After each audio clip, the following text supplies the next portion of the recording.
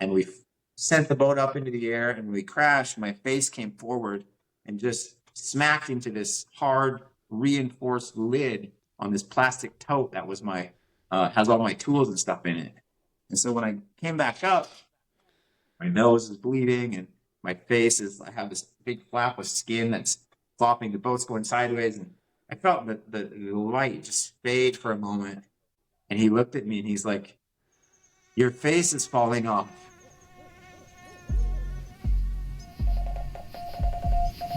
Welcome to the Wild Dispatch.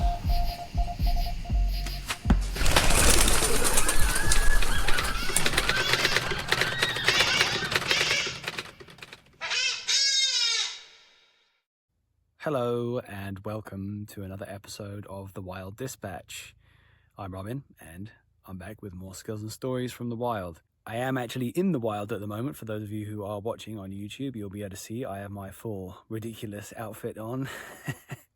I think I mentioned in the last episode, it is turkey season at the moment. Some fun has been had this morning, birds located. Just hearing a sound in the distance for a second. It was close, but again, no luck, sadly. Some luck, but not enough luck. Alas, they crossed over the river in a different spot, so I couldn't close the distance in the time that they then disappeared up into the woods. And as it isn't the mating season, then calling them in, unless they get disrupted, it's not going to be very easy. I'm not an expert, though, so that could be wrong. If that is wrong, then get in touch and tell me how to be better at hunting turkeys.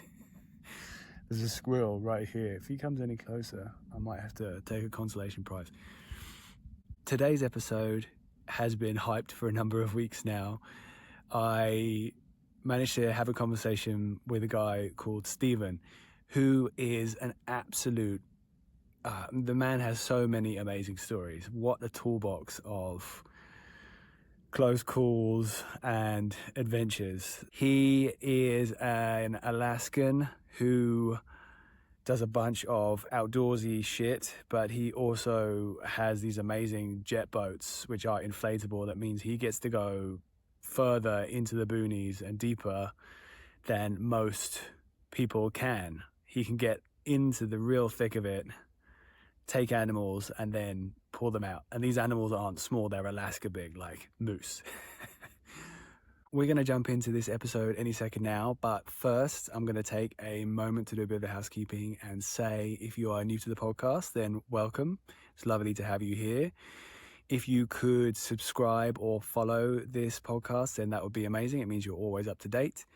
If you are a returning guest, then welcome back. It would be amazing if you could share this podcast with a friend or an enemy or anyone who you think would enjoy the kind of wilderness-based content that we produce.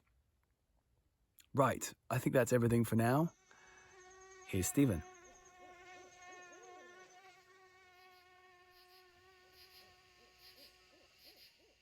I can't actually see. Oh, I think it started recording now, hey? Stephen, welcome to the podcast. Thanks for having me. I appreciate it. Yeah, man. Thanks for coming on. I'm excited to chat. So, but actually, I should ask, because your email is Steve. Are you Steve or Stephen? What do you go by? It sort of depends on who you are and at what point you met me in your life and how you choose to express yourself, I guess. My older brothers have nicknames for me, some of which I can't mention. My friends is usually Steve. Some of them are Steven. I don't think it really matters. Whichever is more natural for you, it's probably fine for me. I'm going to call you Stephen for now. That sounds great. We'll go from there. So ultimately, you've been up to some amazing shit since we started talking to each other maybe 9 months ago, maybe a little bit less than a year. I've been getting like a flow of videos and pictures from you of all kinds of things that have been making me exceptionally jealous. One of which was... And this is a long-winded way of getting to setting up who you are and what you do. But ultimately, you sent me this video of like an enormous bull moose, like the biggest bull moose I've ever seen, striding through a river that you happen to be going along at that moment. Yes. What were you doing there, and how come you saw this enormous moose? So a couple of years ago, I was looking for different ways to begin exploring sort of my environment. And we live in Juneau, Alaska, which is the capital city here in Alaska. But we're sort of like landlocked in the sense that we don't have any roads out of here. We have to take ferries out of here, or we have to take planes in order to get out.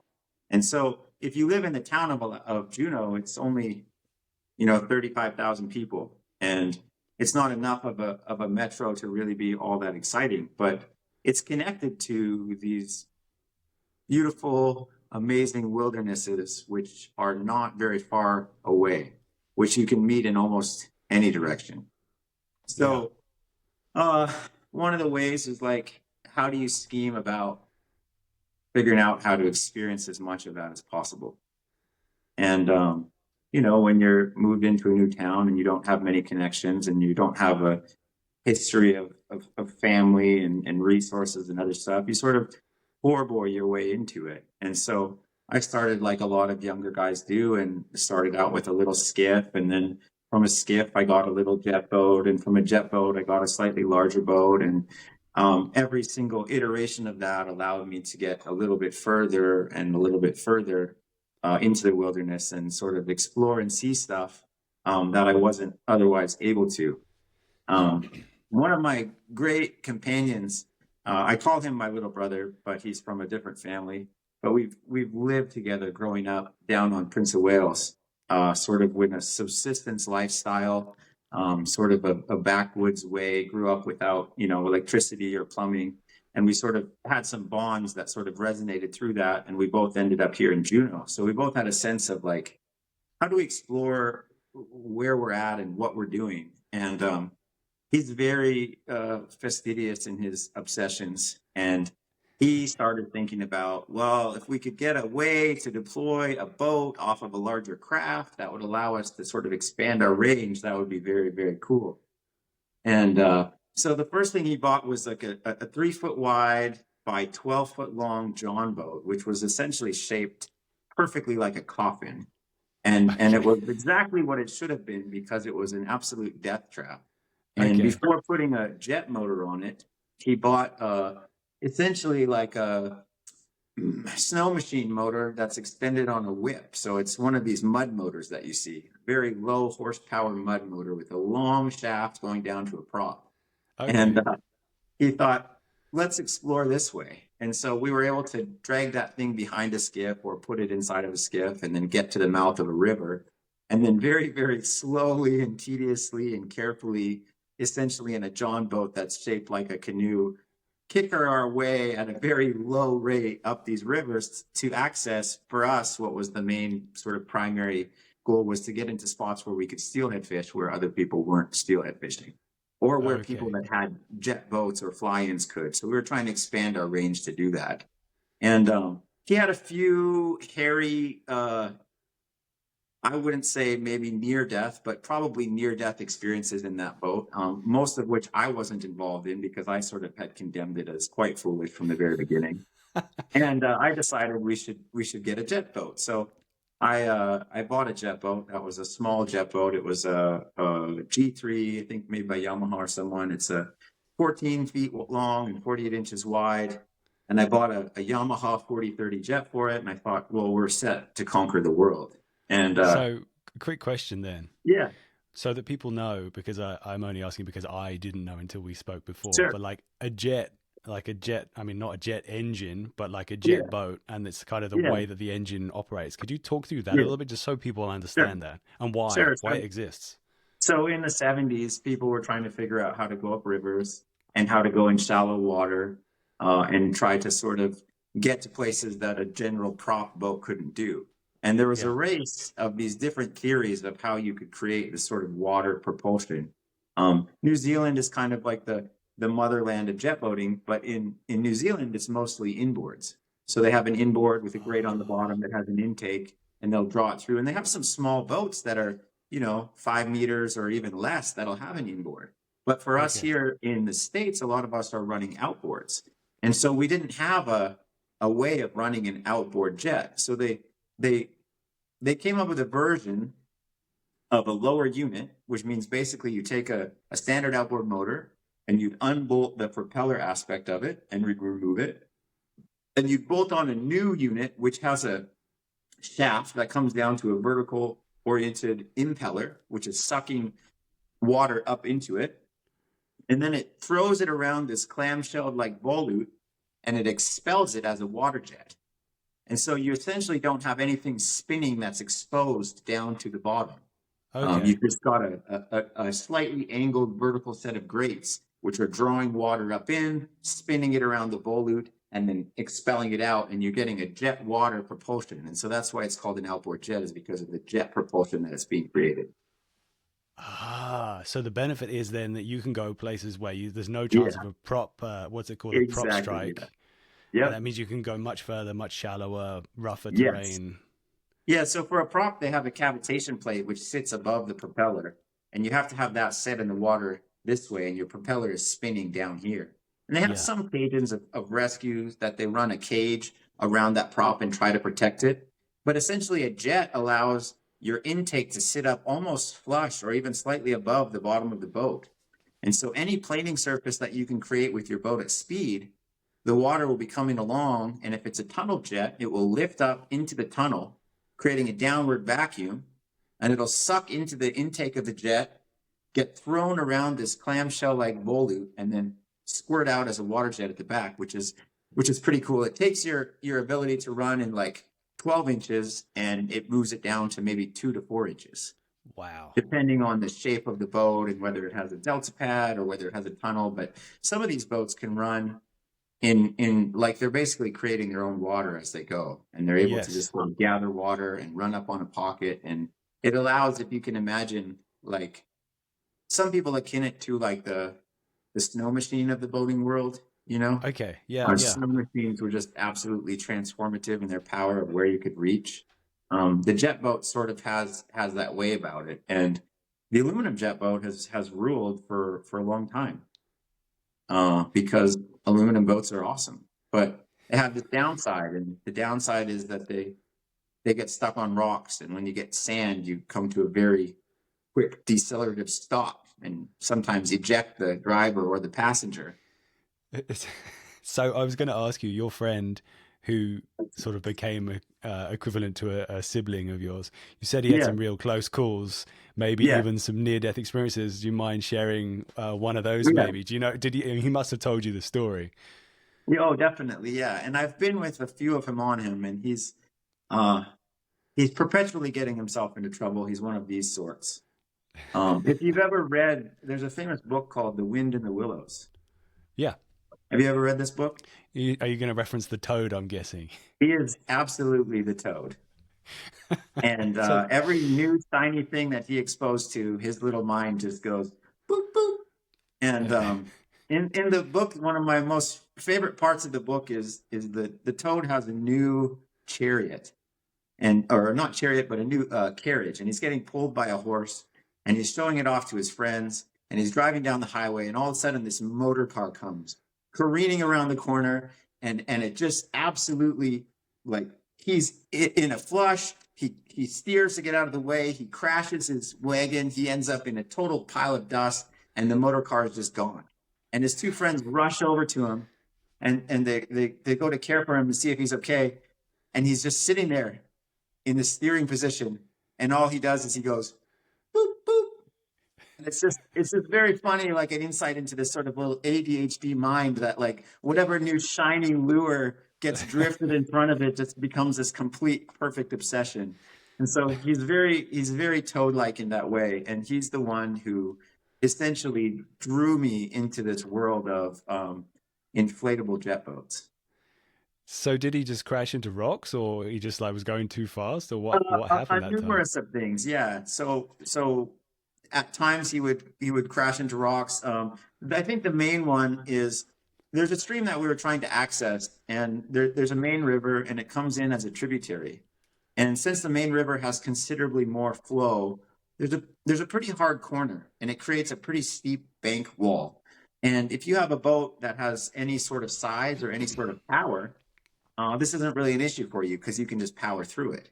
But in the coffin, with a little, I don't know, 5.5 horsepower motor going maybe 3 knots upstream, you have to negotiate that a lot differently because you don't have the power to sort of rescue yourself.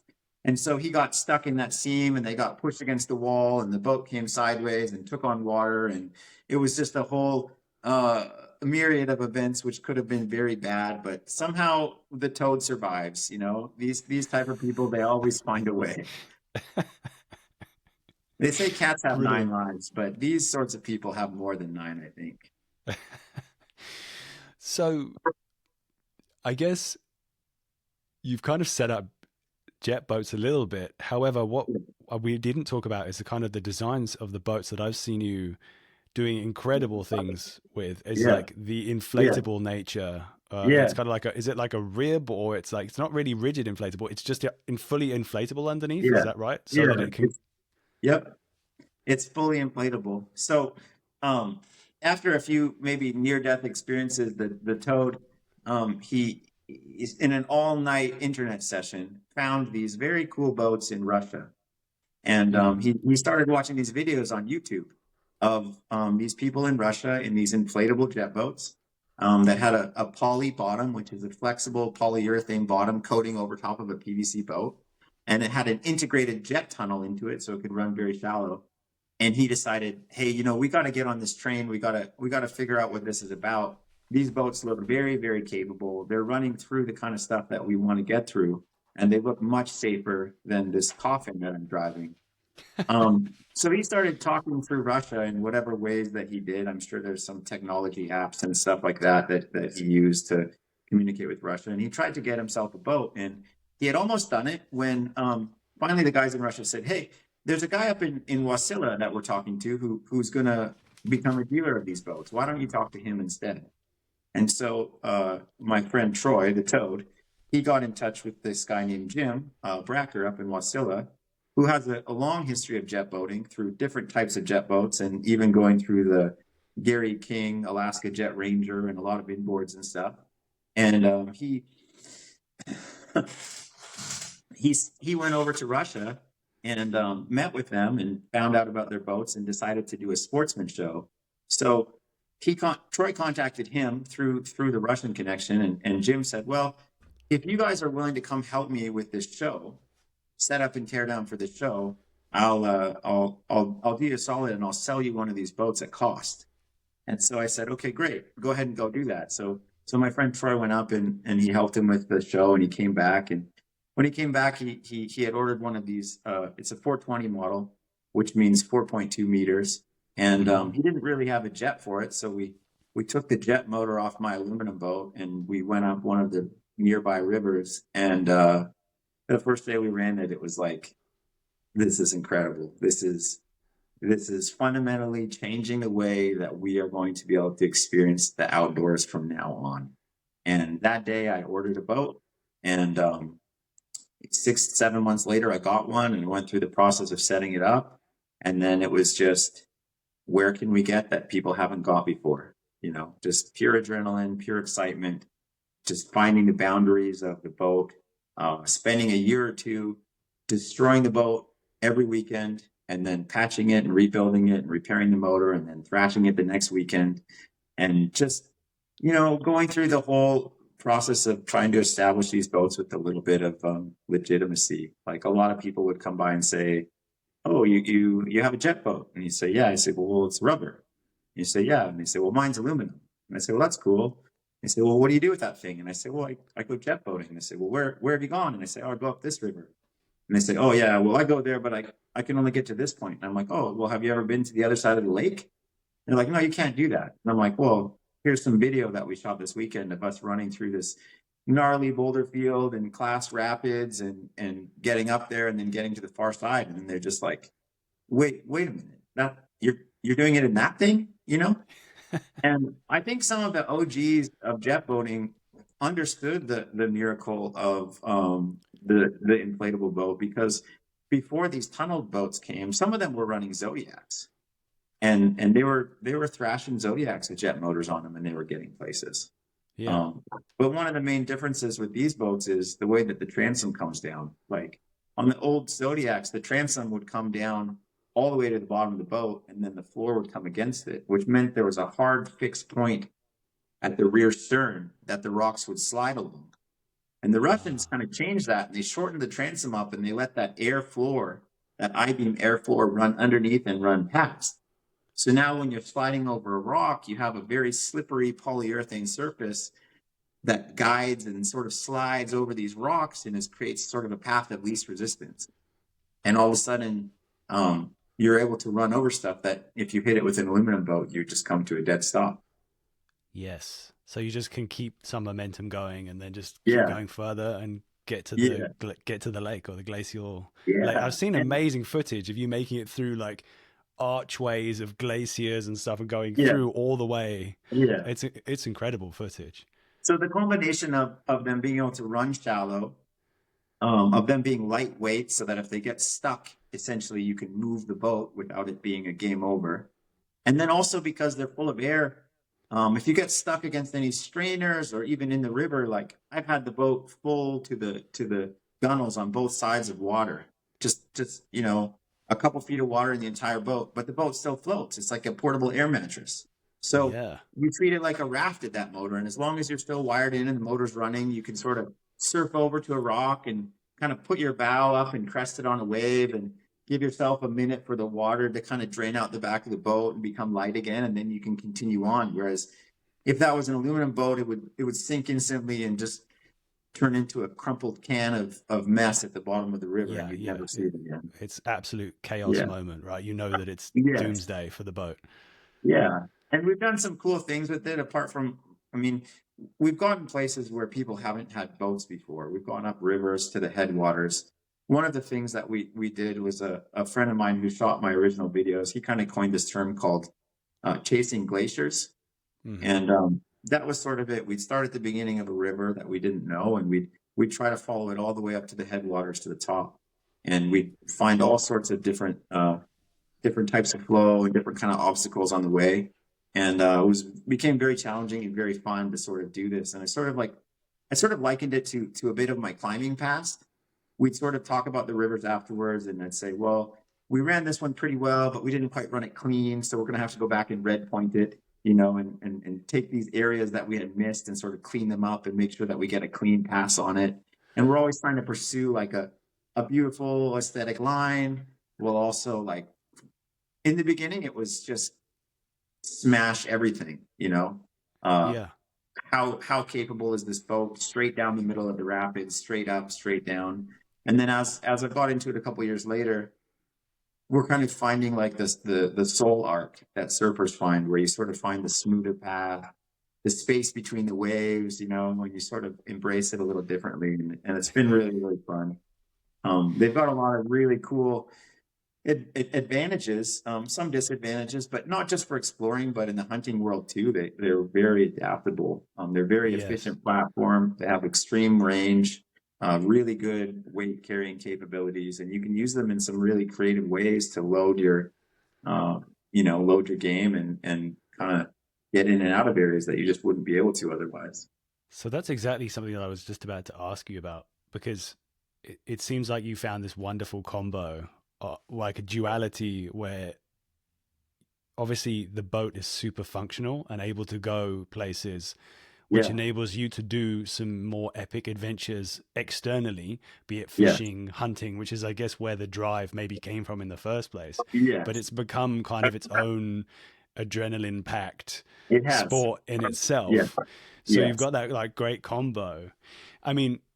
You just sent me a few pictures and videos the other day.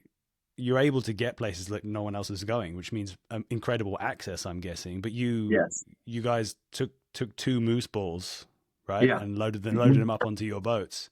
And what's the kind of procedure with that? Because when I looked at the picture, and maybe if it's okay with you, I'll share it on Instagram when I put this. That's fine. It's like, how heavy is that ball? Pretty heavy. It's got to be like. Yeah.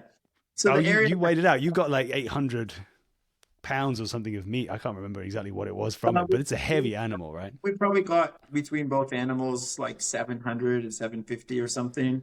Yeah. Like the moose that we get down here in the area that I'm hunting, it's a cool area. It's a cool wilderness area where most of the breeding grounds is actually across the border from us in Canada.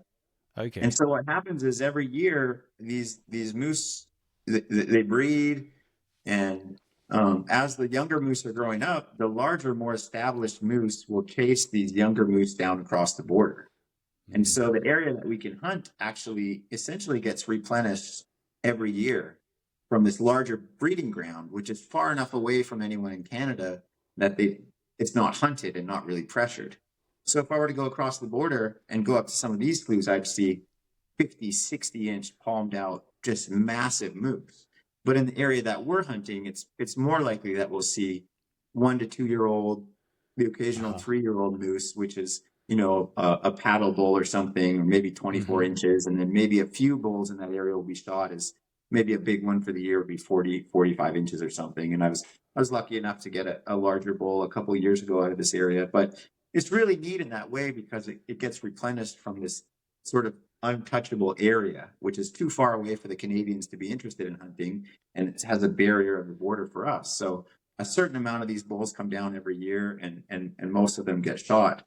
Um, when you're moose hunting, it's interesting. It's more like it's a big animal, so you really Yeah. have to think about the logistics of uh, if you're going to hunt a deer. The main thing is get to the area of the deer, get an opportunity to have a shot, have the shot, take the deer, and then get it out. But with moose, it's like, well, fuck, we've got this giant animal. Now that it's on the ground, what are we going to do with it? And so for the first couple of years that I hunted this area, I was very, very active and very stubborn. And I really wanted the experience of a rugged moose hunt. I wanted the experience of just total suffering, of going to some place that people hadn't gone and just dragging a moose out for a couple miles. And so I sort of focused on that. We found an area that people didn't really get to, and we went up. And the first year we went up there, we shot a moose, and we were hiking down this little channel of river, and all of a sudden I could just smell this deep beastie funk. And I was like, oh, there's a live animal that has been close here. And we crested Okay. up over this beaver dam. And I'm looking through the scope of my rifle, and I stop. It's this brown animal. And I'm like, what the heck? So I look up above my scope, and sure enough, broadside, there's a 50 yards away, there's this perfect moose, 33 inches or whatever it is. And I kind of chuckling to myself, like, how often in life do things go the way that you just imagined so perfectly? And so we took the animal, and then we spent the next 2 days dragging it out, boning it out, cutting it out. And we were up a creek, so we had to wade down through a bony creek. It was about 2.5 miles, and we had to do multiple trips. And it was really cold, so the meat stayed really good, and we bagged it out and sealed them up, and we did a good job cooling it down. And it was just total suffering. And it was Yeah. great in the sense that's what I wanted. I wanted to legitimize to myself like that sort of a challenge of a hunt.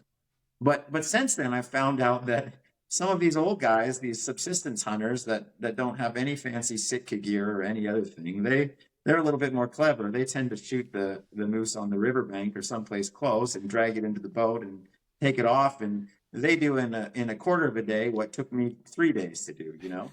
So so I'm starting to see as I'm aging the wisdom of some of these efficiency. And we have a friend who lives up there for half the year, and he kind of gave me some good insight into the way that he hunts. And it was a bit of a challenge for me because I want to just go cover ground. I want to explore. I want to see new habitat. I want to see their trails. I want to see their beds. I want to understand how they're moving.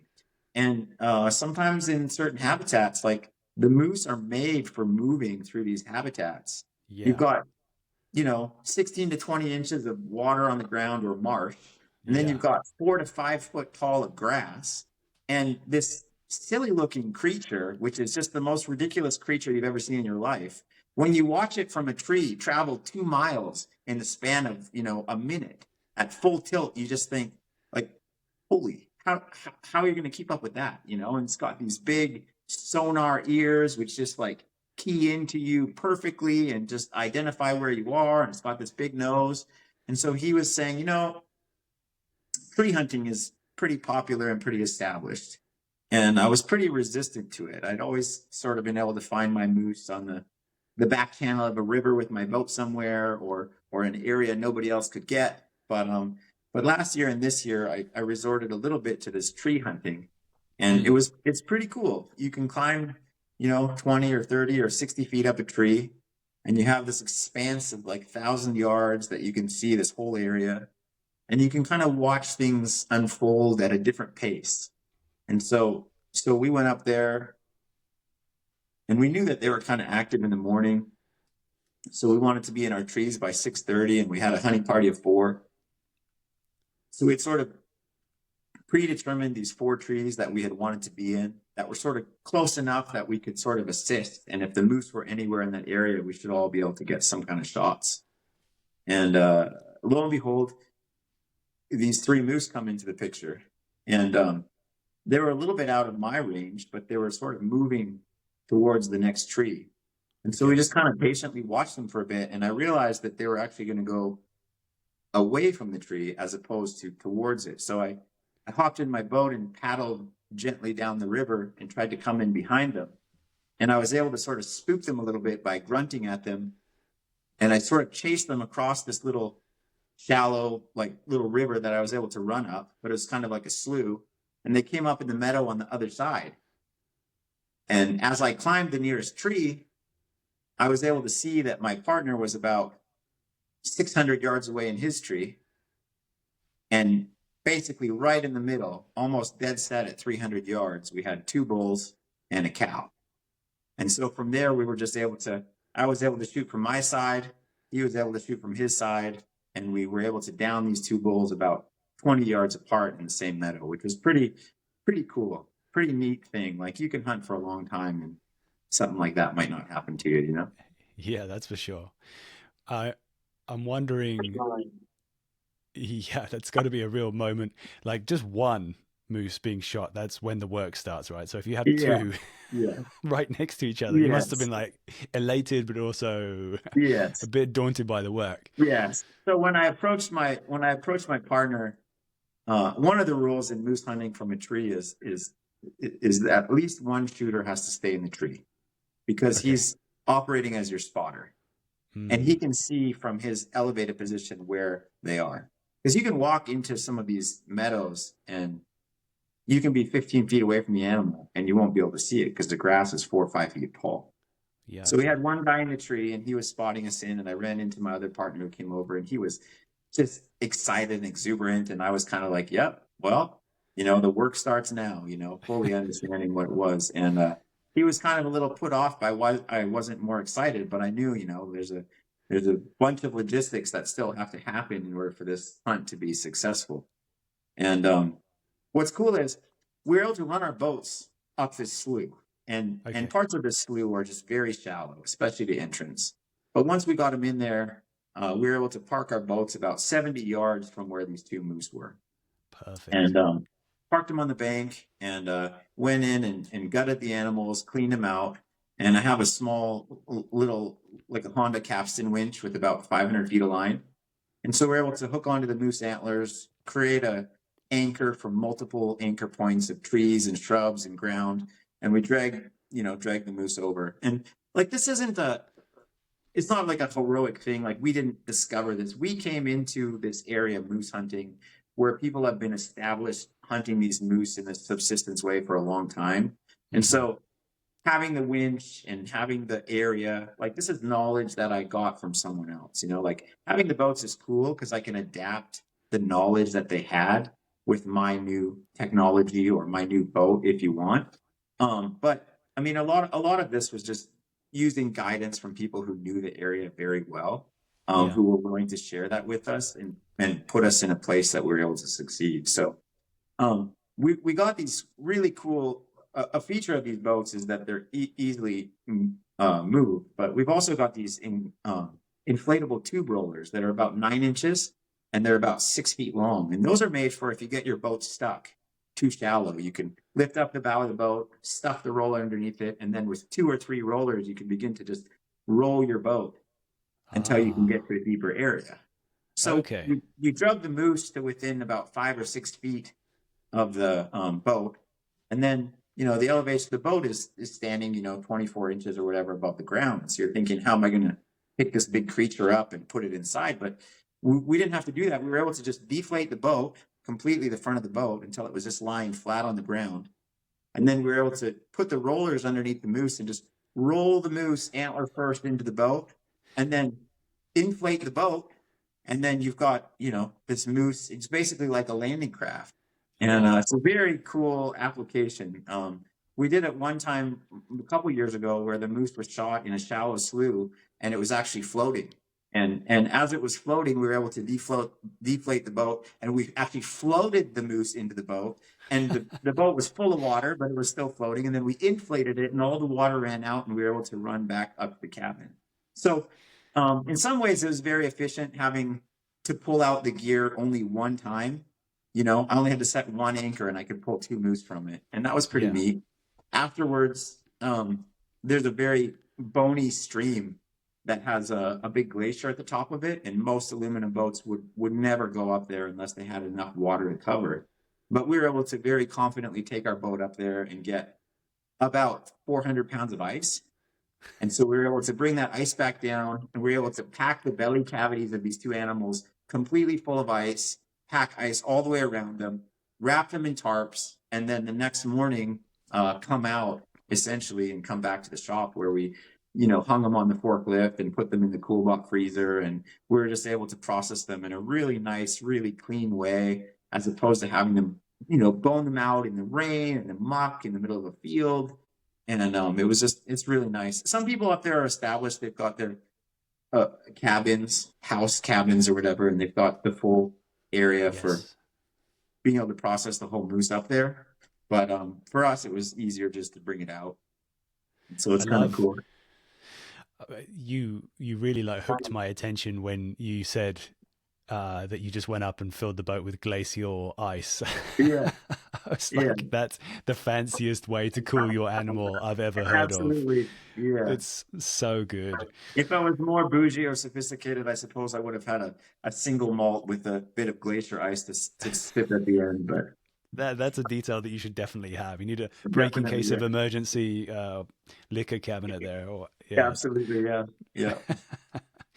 So there's a bunch of more questions I want to ask you about the boats and iterations and things. But what I would love to do is go back a bit, if that's okay. Yeah, I'd love to ask you about kind of growing up. I mean, clearly there is a stream of wildness in your going through you. Like, you enjoy doing this kind of crazy stuff, which makes for a good story, that's for sure. But you weren't actually born in Alaska, is that right? You were born somewhere else and you kind of moved. No, I was born in Alaska. Yeah. Oh, you were? Okay. I was born in Alaska, but my mom is she's Canadian, so I did spend some time going back and forth when I was younger. When I think about it, I don't find myself particularly skilled in any one area. I'm not a great mechanic. I'm not even a great jet boat driver. I've applied my trade as a carpenter and a businessman for many years, and I'm not the greatest carpenter. But something about the summary of experiences that I had as a kid and the accumulation of these different experiences through curiosity sort of led me to reasonable competence in this area. I worked for a period of time as a whitewater raft guide. And in that sense, most people who jet boat don't take their aluminum jet boats through this whitewater because the aluminum boat performs differently. And if it gets tipped over or if it gets pushed against something, it's a big deal. But I think understanding how to read the water in that way made me a little bit more comfortable on being able to attack some of these lines in some of these areas. And so that was interesting. But then also, we grew up down on Prince of Wales. in Alaska, which is an island that a lot of hunters know for having great deer population. A lot of people, that's one of their bucket list hunts, is coming to Prince of Wales and hunting deer. And so we grew up there sort of in a subsistence lifestyle. And I think subsistence goes a couple different ways. Sometimes subsistence is that your family has lived there for generations and they have the knowledge of the land and you sort of grow into it. Sometimes it's someone who intentionally leaves a metro area to like pursue a certain style of life that's contrary to the way that they've been living. I feel like we got into ours simply in a great way, just by being poor, just poverty. We had to survive and we ended up there. And so growing up in Prince of Wales, we had a variety of different places that we lived that you would call houses, you know. For a while, my parents lived in a campground in a tent. And then they moved into a abandoned Forest Service cabin in the woods that had sort of rotting floorboards and an old wood-fired Navy stove. And my dad, this town that we grew up in, Hollis, near the 1900s was quite a bustling affair because of timber, and it had like had a bank and it had a bunch of stores and stuff. But when they shut it down, they put all these buildings on the barges and they were taking them back to Ketchikan, and essentially all the barges sunk. They were going across Clarence Strait and they lost all the buildings.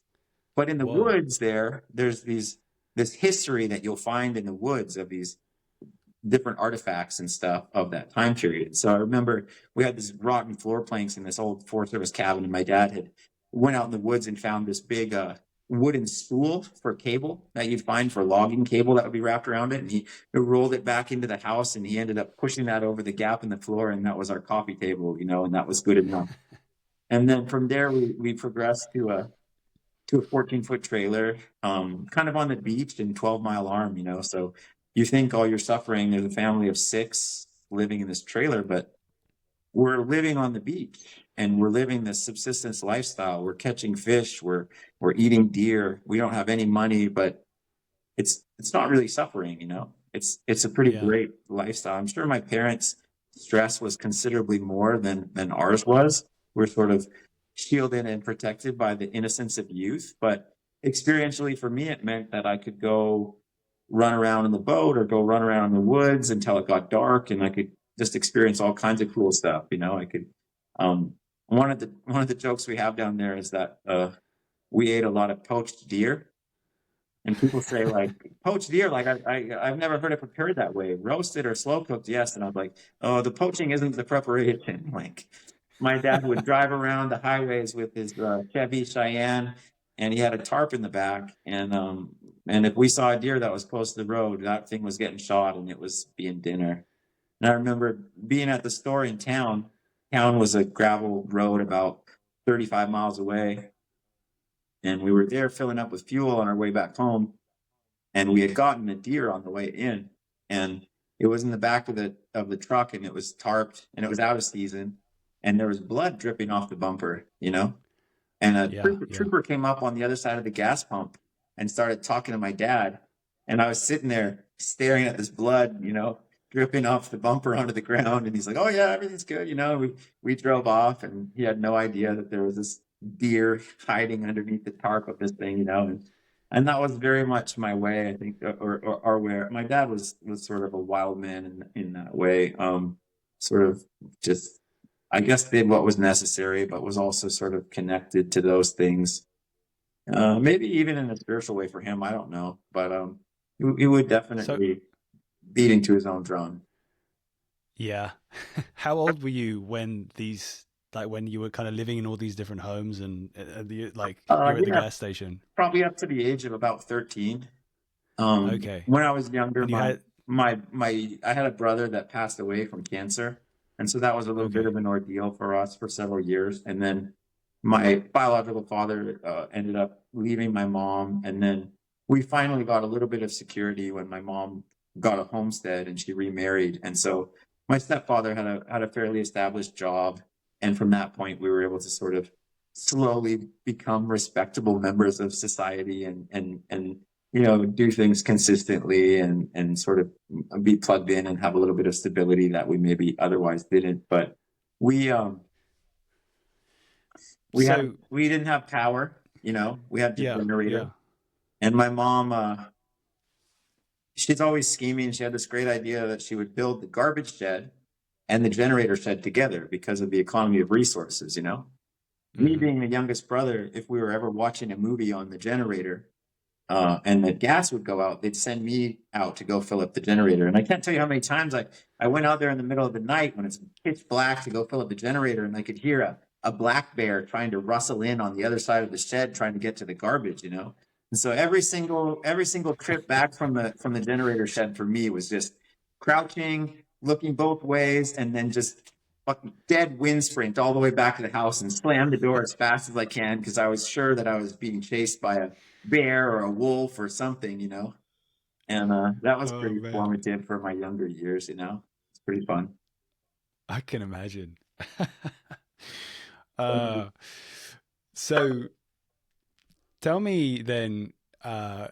I'm curious about these wild days. So you're saying like that moment when there was blood dripping off your tailgate. That was your biological father that you Yeah. were with at that time. Hmm. Is that right? I'm Hmm. sure that you must have some more stories of kind of formative moments Yeah. for you, close calls or moments that you Yeah. were out having adventures. Yeah. Any pop to mind? He definitely beat to his own drum. He got himself a dog that was half wolf. And Wow. this creature lived with us in our 16-foot trailer. And so imagine 6 people in a 16-foot trailer. And we built a little, in Alaska, we call them wanigans, which means basically a wooden addition to your 16-foot trailer. And this dog was very loyal to him. And anyone that would try to get the dog to do anything when he was at work, it would just snap at them and growl at them and was very, very aggressive. And then my dad would come home and it would just dote and just follow him around on the heels everywhere. And we had a lot of different instances with that dog where he moved like a wolf. He loped and he didn't trot along like a dog. And so dogs would spot him from down the road when we were walking together and they would be like, we're out of here. Like they would see Yeah. him moving that way and they would disappear. And he used to go up and down our street and basically antagonize every dog. He'd go up to the dog and he'd grab it by the throat and shake it and pin it down. And then he'd let go of it and he'd do that again. And then he'd go to the next dog and as we were walking along the way, this was sort of his way. And there was a lot of people in town that didn't like that very much. There was a I can few imagine. times where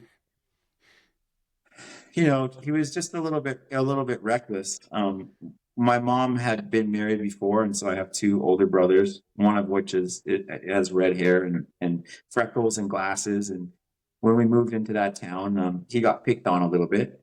And I Mhm. remember he came home one day and he had been hit in the face with a rock and busted his glasses. A kid had thrown a rock at him.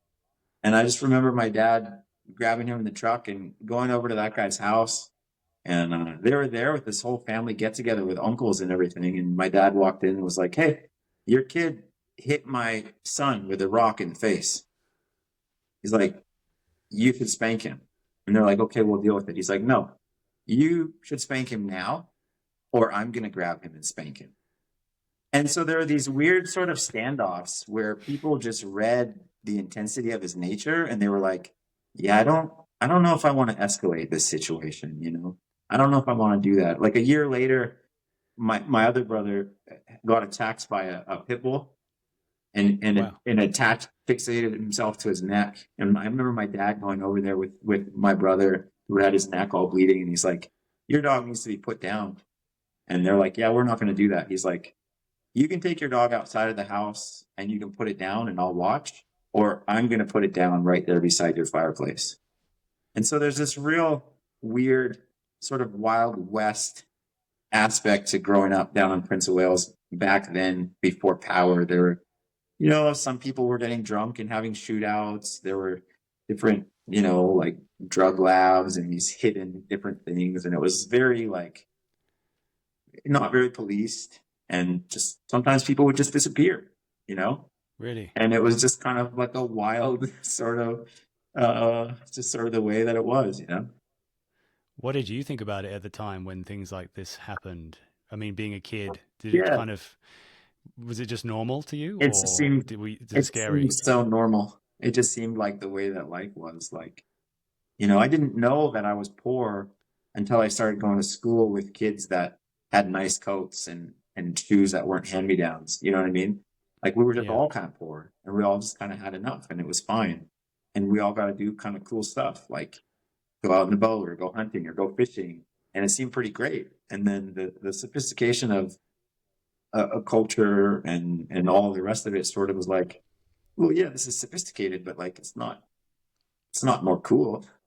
Like I'd rather just Yeah. go fishing all day, you know. I'd rather go hunting. I'd rather go out in the woods and explore the stream. Like that seems way more fun and interesting than sitting in a school, you know. And so I got in a bit of trouble in school for several years, but sort of made my way through it. I guess it was okay. I think as a Yeah. kid you're protected. But, you know, there are some things that happened that were scary, and looking back on them now uh, through the lens of a parent, um, I had a sort of artificiality to my security as a kid. Like I Hmm. believed that I wasn't in danger, but I probably was at times, you know. I remember one time I was biking by myself, and this truck just started chasing me and tried to drum me off the road. And I ran into the woods and I hid, and two people got out and they ran into the woods looking for me.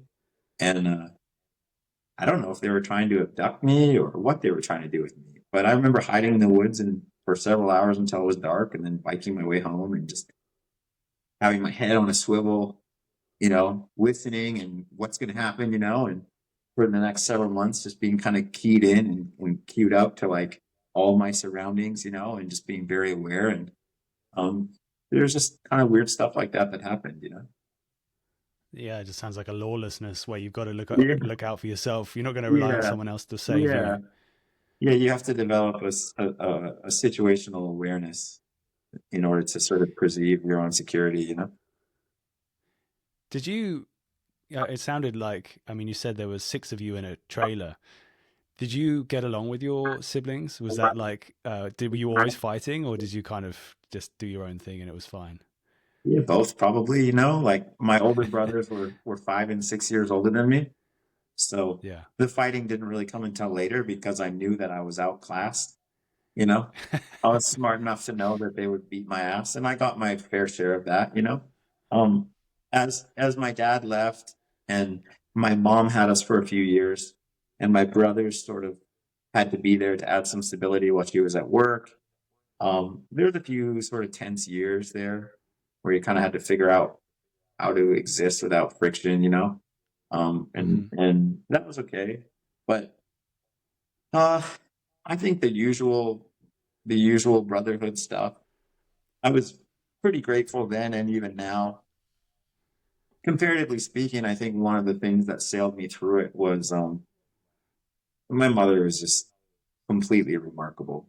Like hardworking, good person, always trying to set us up in the best way. And she provided a security through her hard work and judgment that I saw other families struggle in different ways that didn't have that. And Yeah. if it wasn't for her, I think absolutely, definitely, positively, without a doubt, my life would have turned out very, very much differently.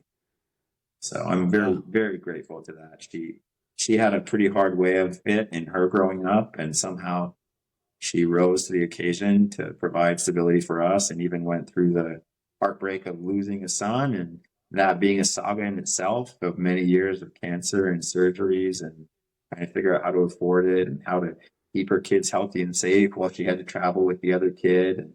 And she just provided an amazing amount of stability for us, and always challenged us to do, and was always, I think, out of necessity, developed a very good style of parenting, which was, we'll deal with the big stuff when we have to. You guys have to Mm. be responsible for your decisions, and I'm not going to micromanage your life. So ultimately, we became pretty self-reliant and pretty like uh, aware of how our actions would create consequences, should I say, Yeah. at a Yeah. pretty Yeah. young age. So That's interesting. It's funny. I mean, not the same exactly, but I mean, you've clearly had a lot a lot of experiences of a variety of experiences when you were younger. But my wife, there was a reasonable amount of disruption when she was growing up as well, and it's also her mum. It was an absolute, or it still is, an absolute like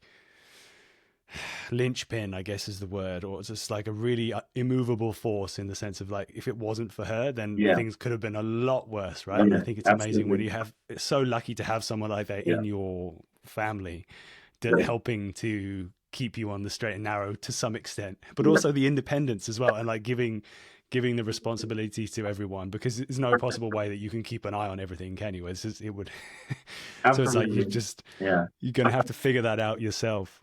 Yeah. So then if in that time then that your brother was unwell, I'm guessing a lot more responsibility fell on you if you were subsistence hunting Um, and I was pretty taking care young. of those things. I was pretty Okay. young for a lot of that. My Okay. brothers being 5 and 6 years older than me, they had to stomach a lot more of that than I did. Um, Yeah. One of the responsibilities I got was, how are we going to divide up the chores at home, you know? And so one of my Mm-hmm. brothers was going to do the firewood and all that, and the other one was going to do the cooking. So when my mom came home, there would be a hot meal on when she got home from work. And then me was, okay, well, you're the youngest. We're gonna make you do lunches for everyone every day. So, autistic little Stevie, like, uh, what do I love more than anything in the world? Peanut butter and jelly sandwiches. And like, I'll eat those every single day. So I think it was day 3 or 4 in a row of making peanut butter and jelly sandwiches. And each of my brothers decided, we're gonna make our own lunch. We don't want you to have anything to do with this anymore. And so I got off the hook for that, and I happily made myself peanut butter and jelly sandwiches for the rest of the year, you know? So at the moment, then I'm still curious. As your brothers were older, was there a moment when you did start getting more out into the boonies and doing more of that responsibility of like bringing in animals, or was that just at the point where you got to more stability? Then at that point, you said that Um, your mum had married. yeah, I think it's sort of like there wasn't really a separation, right? Okay, Like yeah, yeah, the lifestyle was, this weekend we're gonna go catch the fish. You know what I mean? And so uh-huh. we're gonna drag the net and the boat out to the river, and we're gonna beach seine, and we're gonna catch our allotment of fish for this year for subsistence. This weekend Wow. we're gonna go and we're gonna catch halibut, or we're gonna get shrimp or prawns. You know what I mean? And so it was like there wasn't so much of a separation of like, Hmm. as things changed, you changed. It was just sort of a lifestyle. Like our water was piped in from the creek, and sometimes in the middle of winter it'd freeze, and you'd have to go take apart the water line section by section and let these bricks of ice, fire out and then reconnect it. And sometimes it'd be too frozen, so you'd have to drag it in from the creek with a 5 gallon bucket, and we had to dig our own outhouse. We were one of the first people in town actually to have a flushing toilet that worked, because my mom went down to the library and got some books on how this septic system worked. And so we built and installed the septic system. And I remember one of my one of my more mischievous natures was, once we had a bathroom and a shower and a toilet, a lot of people didn't have that in town. And so people used to come visit us under the guise of wanting to say hello, but they would want to use our toilet. And I recognized that very, very quickly. And sometimes I would just keep people chatting for as long as possible, engaging them in conversation without sort of letting the break happen.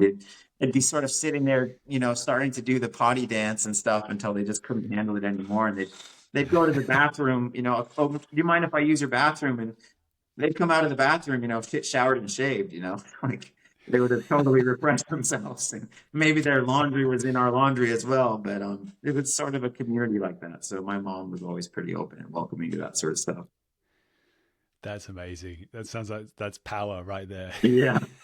I should have charged 25 cents a pop for it, coin operated toilet. Yeah, you could have made a business out of that. That's for sure. Absolutely, yeah. I've got a note here. Two things I don't think you mentioned. Sure. Well, you mentioned to me in previous conversations, but you said that, and this might be wrong, but you lived in a tree house and a boathouse. Yeah. I'd love to hear about those too. I mean, Yeah, yeah. so a float Please house. tell me about that. A float house, yeah. So Okay. one of the places that we lived in between all the places is we were sort of squatters, you know. So we go to one space and we'd have we'd eke out our little space, whether it was a cabin or a trailer, and then someone would come and say, "Oh, this is state land, you can't be here," or "Oh, this is private land, you can't be here." And so we got sort of chased off. And so one of the in between places was this tree house that was sort of elevated off the ground by like 5 or 6 feet, and it was just a platform, and then it had a blue tarp roof. So opened the elements with a blue tarp roof, and we ended up living in that all summer. And there were lots of bugs and stuff like that, and we had some sort of, you know, cardboard and some kind of mats or something that we slept on, and that was pretty wild, sort of just living in that way. And then one of the last places we lived before my mom got married to my stepdad was it was a float house. So one of the common ways people would build houses down in Prince of Wales is if they didn't have a piece of property, you could get a raft of logs and you lash them together, and then you just build a cabin structure on top of it. And so that was convenient for logging communities because you could tow it from one place to another, and your house could come with you, and you could be in proximity to where you're working and stuff. And so we lived in one of these, but it was drug up on the beach, so it was at an angle, and it was just kind of above the high tide line. And so it no longer floated, but it was sort of, the whole thing was at a bit of a shackly angle. And I think there were times like in November when the tides got really, really high, where the tide would actually wash over the floor of it. Like the tide would come up high enough that you for a couple hours, you know, for a week or so, and when the tides were at their highest, you'd have, you know, seaweed and seawater and stuff on your floor. And it was kind of it's kind of an interesting sort of way to live. Must be a surprise when you wake up and jump out of bed and suddenly your socks are getting soaked. It makes you wonder why you have to go outside to pee, you know? I mean, it's like, it feels the most sanitary to your mind, but it's all just going to get diluted and washed together anyway. That's a funny thing to begrudge. Yeah. So I think, tell me about memories of fishing then. You haven't really talked much about that. And then I'd love to ask you a bit more about jet boating and sure. all that Yeah, no stuff. problem. In terms of like fishing and hunting, you don't really have to be a great hunter to get game where we were. Yeah. There was just so many deer, just prolific amounts of deer.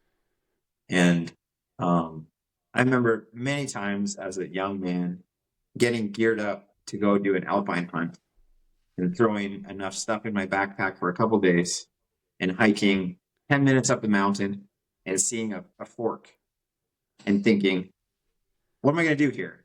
Pass the opportunity to go to try to find something, or shoot this thing and drag it home. And so a lot of times I'd shoot it and drag it home, and the whole affair would last, you know, half a day. A lot of logging roads and stuff on Prince of Wales from times where they came and logged it allowed good access. And so people can, you know, sometimes on a Sunday afternoon with my dad or something, we just go for a cruise on the logging roads. And sure enough, there'd be a deer. Bang, we'd shoot it, you know? And so in terms of really developing hunting skills in a pressurized way where you're tracking the deer and really like honing the craft, not much of that, you know. Unfortunately, I've learned more of that here living in Juneau and getting to places that have more pressure than I really did much on Prince of Wales. And on Prince of Wales, you know, shooting a forked horn or shooting a doe, those eat good. So I was never really motivated to shoot something that had, you know, of anything bigger than that. Just it's like, we're not going to keep the antlers anyway. Like, this deer has a big body and it's going to be tender. It's going to eat good, you know? And so I never really got interested in that sort of stuff until I moved out of it and sort of realized more the thrill of the chase and more like the different levels of being a hunter and being aware and like getting into different zones and getting into the first zone where you see the smaller bucks and the does, and then getting into the next zone. And this is where the higher hierarchy of these bucks start to exist, you know? And so I never really got into that much then. We just sort of shot what was available and ate it. And in terms of fishing, We lived on 12 Mile Arm, which is kind of an inlet that comes off Clarence Strait. And there was really productive halibut fishing, really productive prawns, really productive crab. And then a little ways away, there was a river that we would fish every summer. And basically, we'd take this beach seine net and we'd attach it to the beach and we'd drive straight out. And then when we'd see fish jump on one side, we'd make a U shape and drive it back to the beach. And then we'd drag it in, the lead line and the cork line. And so the idea of going trolling for a fish was absurd, like why would you do that? Or sitting out there jigging was absurd. Like if you're going to catch halibut, you put out a long line with 100 hooks. If you're going to catch a salmon, you put out a beach seine. You know what I mean? You don't sit there with a $200,000 boat and a flasher and a jigger and go, burn fuel for hours on end. It was all just very low tech and very practical. And it was, how could we get, and even our dogs, like there were some streams in town that would just get full of pink salmon and chums, and we wouldn't want to eat those. But we would catch 50 or 100 of them and we'd can, and then we'd have really amazing dog food, for our dogs all year round. That's madness. How, you said before, I mean, obviously catching fish with a net, and then you said at one point you'd be done, like you just go get your fish for the year. What was the kind of number was there a number, or was it just you just got as many as you So could? it was a pretty cool, deal in that, it was kind of community oriented because there would be people who didn't have the skiff, or older people who had like permits, but they didn't have the means to go out and get it. So we'd go proxy permit. So say for example, you're allowed 15 fish per family household per day fishing or something, right? And you're going to go out, or 25 fish, or whatever it was. I don't even remember exactly what it was, but we'd go out there and we'd have like a couple proxy permits for these senior elder people in our community. Plus we'd have the permits of us and the 3 or 4 families that was going with us. And so sometimes we'd pull a beach seine and we'd get 60 fish.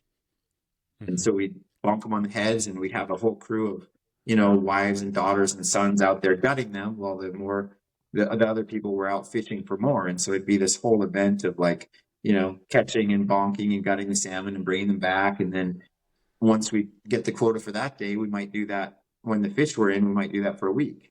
And then once we had our quota, we'd go back and we'd, set up the plywood tables on the sawhorses, and we'd fillet them all out and dry them and smoke some of them. And then a bunch of them would get in the can. For a good part of our life, we didn't have electricity, so it meant we didn't have a fridge. And so like canning food was a big deal. We had a generator at some point, but before that we had, propane lanterns. And so it was just very, not advanced in that way, like the things that we needed for our livelihood was you needed a skiff and you needed an outboard, and you needed a rifle, and if you had a rifle with ammunition and a skiff and an outboard, you could get a lot of things done, Yeah. So how, I'm just trying to imagine how it must have been so many fish canned if you're doing like a mass situation. Yeah. Like, I mean, hundreds of fish canned. Yeah. Multiple. So how did you store that? Did it multiple like aluminum, like those big pressure cookers, and just stack cans full and just running them off for a full day and just filleting the fish and cutting them out and then drying them and having these little smoke houses that we built. And so a lot of them would get smoked and then canned, and then some of them would just get directly canned. And we would do a lot of it. Yeah. It's a big production. And it was cool because it was really community oriented, right? Like nowadays people have the ability to entertain themselves with this little magic box that we're talking on right now, their phone. Yeah, we are. They can get into whatever niche interests that they want, and we can go to the grocery store and satisfy our need for Wagyu or pork or whatever. And it's like, in that sense, like it was a lot simpler, but there was some pretty cool moments of connection for the community, and like people knew who you were, Yeah. You didn't get to run around and throw rocks at people with the anonymity of that. It was like, hey, we saw your kid doing something down by the creek that we don't think he should be doing. And so the whole community kind of watched out for each other. And it's like, was really a legitimacy to like, it takes a village to raise kids. You know what I mean? It makes a lot of sense. And also, especially for a single mother, I think my mom relied heavily on that. And I think there were a lot of times where, we received the generosity of that community when we didn't really have anything, and we were just forced to be vulnerable and grateful. And when the time came that we could pay them back, we did. But some of those things you can never pay back. You just have to be grateful for. Yeah. It's the power of community though, right? And Yeah. you made me think of when you were saying that, I can't remember where this is from, but I remember reading or hearing on a podcast, more likely, is that there's a kind of a limit, or that anonymity you were saying about, like, something with human nature that once you get to a community of like 100 people, Yeah. the dynamic changes and human behavior can change. Yeah. So being like within 100 or less people, everybody knows each other, everybody's accountable. Yeah. There's no Yeah. hiding, there's no exploiting one another, because kind of group justice occurs immediately. I've heard that too. I think the number I heard was like 500 or something. Oh, okay. But maybe it was 100. But yeah, it was an interesting observation because of the way that the percentages broke down for people. And then when I was reading part of it was talking about, I think they were actually focusing on the entry of like psychopaths into a population, and like how the percentage wise and how they would affect it, and what that population should do, and how they existed and survived and responded, and talking about like self-governance as a community versus organized governance. And that was all kind of part of that, but I found it to be pretty interesting. Yeah, that's a good point. That's a rabbit hole we could go down for maybe another day. Yeah, I'll stay away from that one. I'm not informed enough to speak in an educated fashion on it. Neither am I at all. Okay, so let's go back to jet boats. Great. I like talking about jet boats. The thing that I thought was interesting, we're going to probably go all over the place now, but I'm just looking for a good place to dip my toe. No pun intended, I guess. The idea of, it's kind of, did you use this term or am I inventing it? Like the idea of first ascent. So like going up and being the first to reach the lake or the glacial kind of, is it a glacial lake? Is that what it's called? Yeah. So is that something that you guys kind of had a hand in, or is it something that just was happening in Russia? Or in Russia, they have these boats, and there's actually a handful of different manufacturers that make these inflatable jet boats. There's Retrieval and Otter and Sib and Solar, and so they've been using them to explore Siberian rivers, and different people use them differently. Some people are happy to hop in the boat and fish on the home river that's close by, you know what I mean? And just fish and come home. And some people are using it to go explore more wild places or go run boulders. And then there's a small part of that community that becomes niche, and then a small part of that community that becomes niche and kind of gets to be a little bit more extreme. And so somehow we kind of found our way into being the ones who just wanted to take the river all the way to the end. And some of the places that we got were just places where people hadn't had boats before. And to be in 2023, 2025, 2019, and to be doing something like that, where there's this stretch of water that has never been navigated by a boat before, and you're doing that, there's something pretty exciting and pretty cool about that. And it sort of has this whole focus all on its own. And so for me, after running the jet boats for a period of time, it became less about this as a vehicle for me to take to get to hunting, or this is a vehicle for me to take to get to fishing. And I spent more time, this is a vehicle for me to explore an area. And I found that the value that I got out of exploring, setting a challenge and then going and running it was just so much more than I was getting out of fishing or hunting. The hunting and fishing is great, and I enjoy that, and I need to do that, to put food in the freezer. But the part that was really interesting was figuring out how the river was choosing to express itself at a point in time, whether the water was high or low, or whether it was flooding, or whether it was spitting out chunks of ice. At times these rivers are calm, and then you go back and it's the same river, but it's just a total tempest. Yeah. We were going up a river one time and we hear this crunching, you know, and it's essentially the rocks on the bottom of the river just getting shoved down river. There's so much flow that they're rolling and crunching into each other. And as we're going up this final ascent, this bus-sized piece of ice just emerges out of the river 10 feet in front of me, just breaches like a whale. And it was completely submerged and being trundled down the main flow of this river. And it just finally caught enough lapse in current to engage its buoyancy and just basically erupt right in front of me. And my jet boat partner was behind me, far enough away. I glanced at him and his eyes are just like saucers, just like, what the hell? And I was able to come along and just clip the side of it. And I ended up running the boat up over the side of it and kind of bouncing sideways and landing in the water just fine. But it's just a wild environment. They're so turbulent.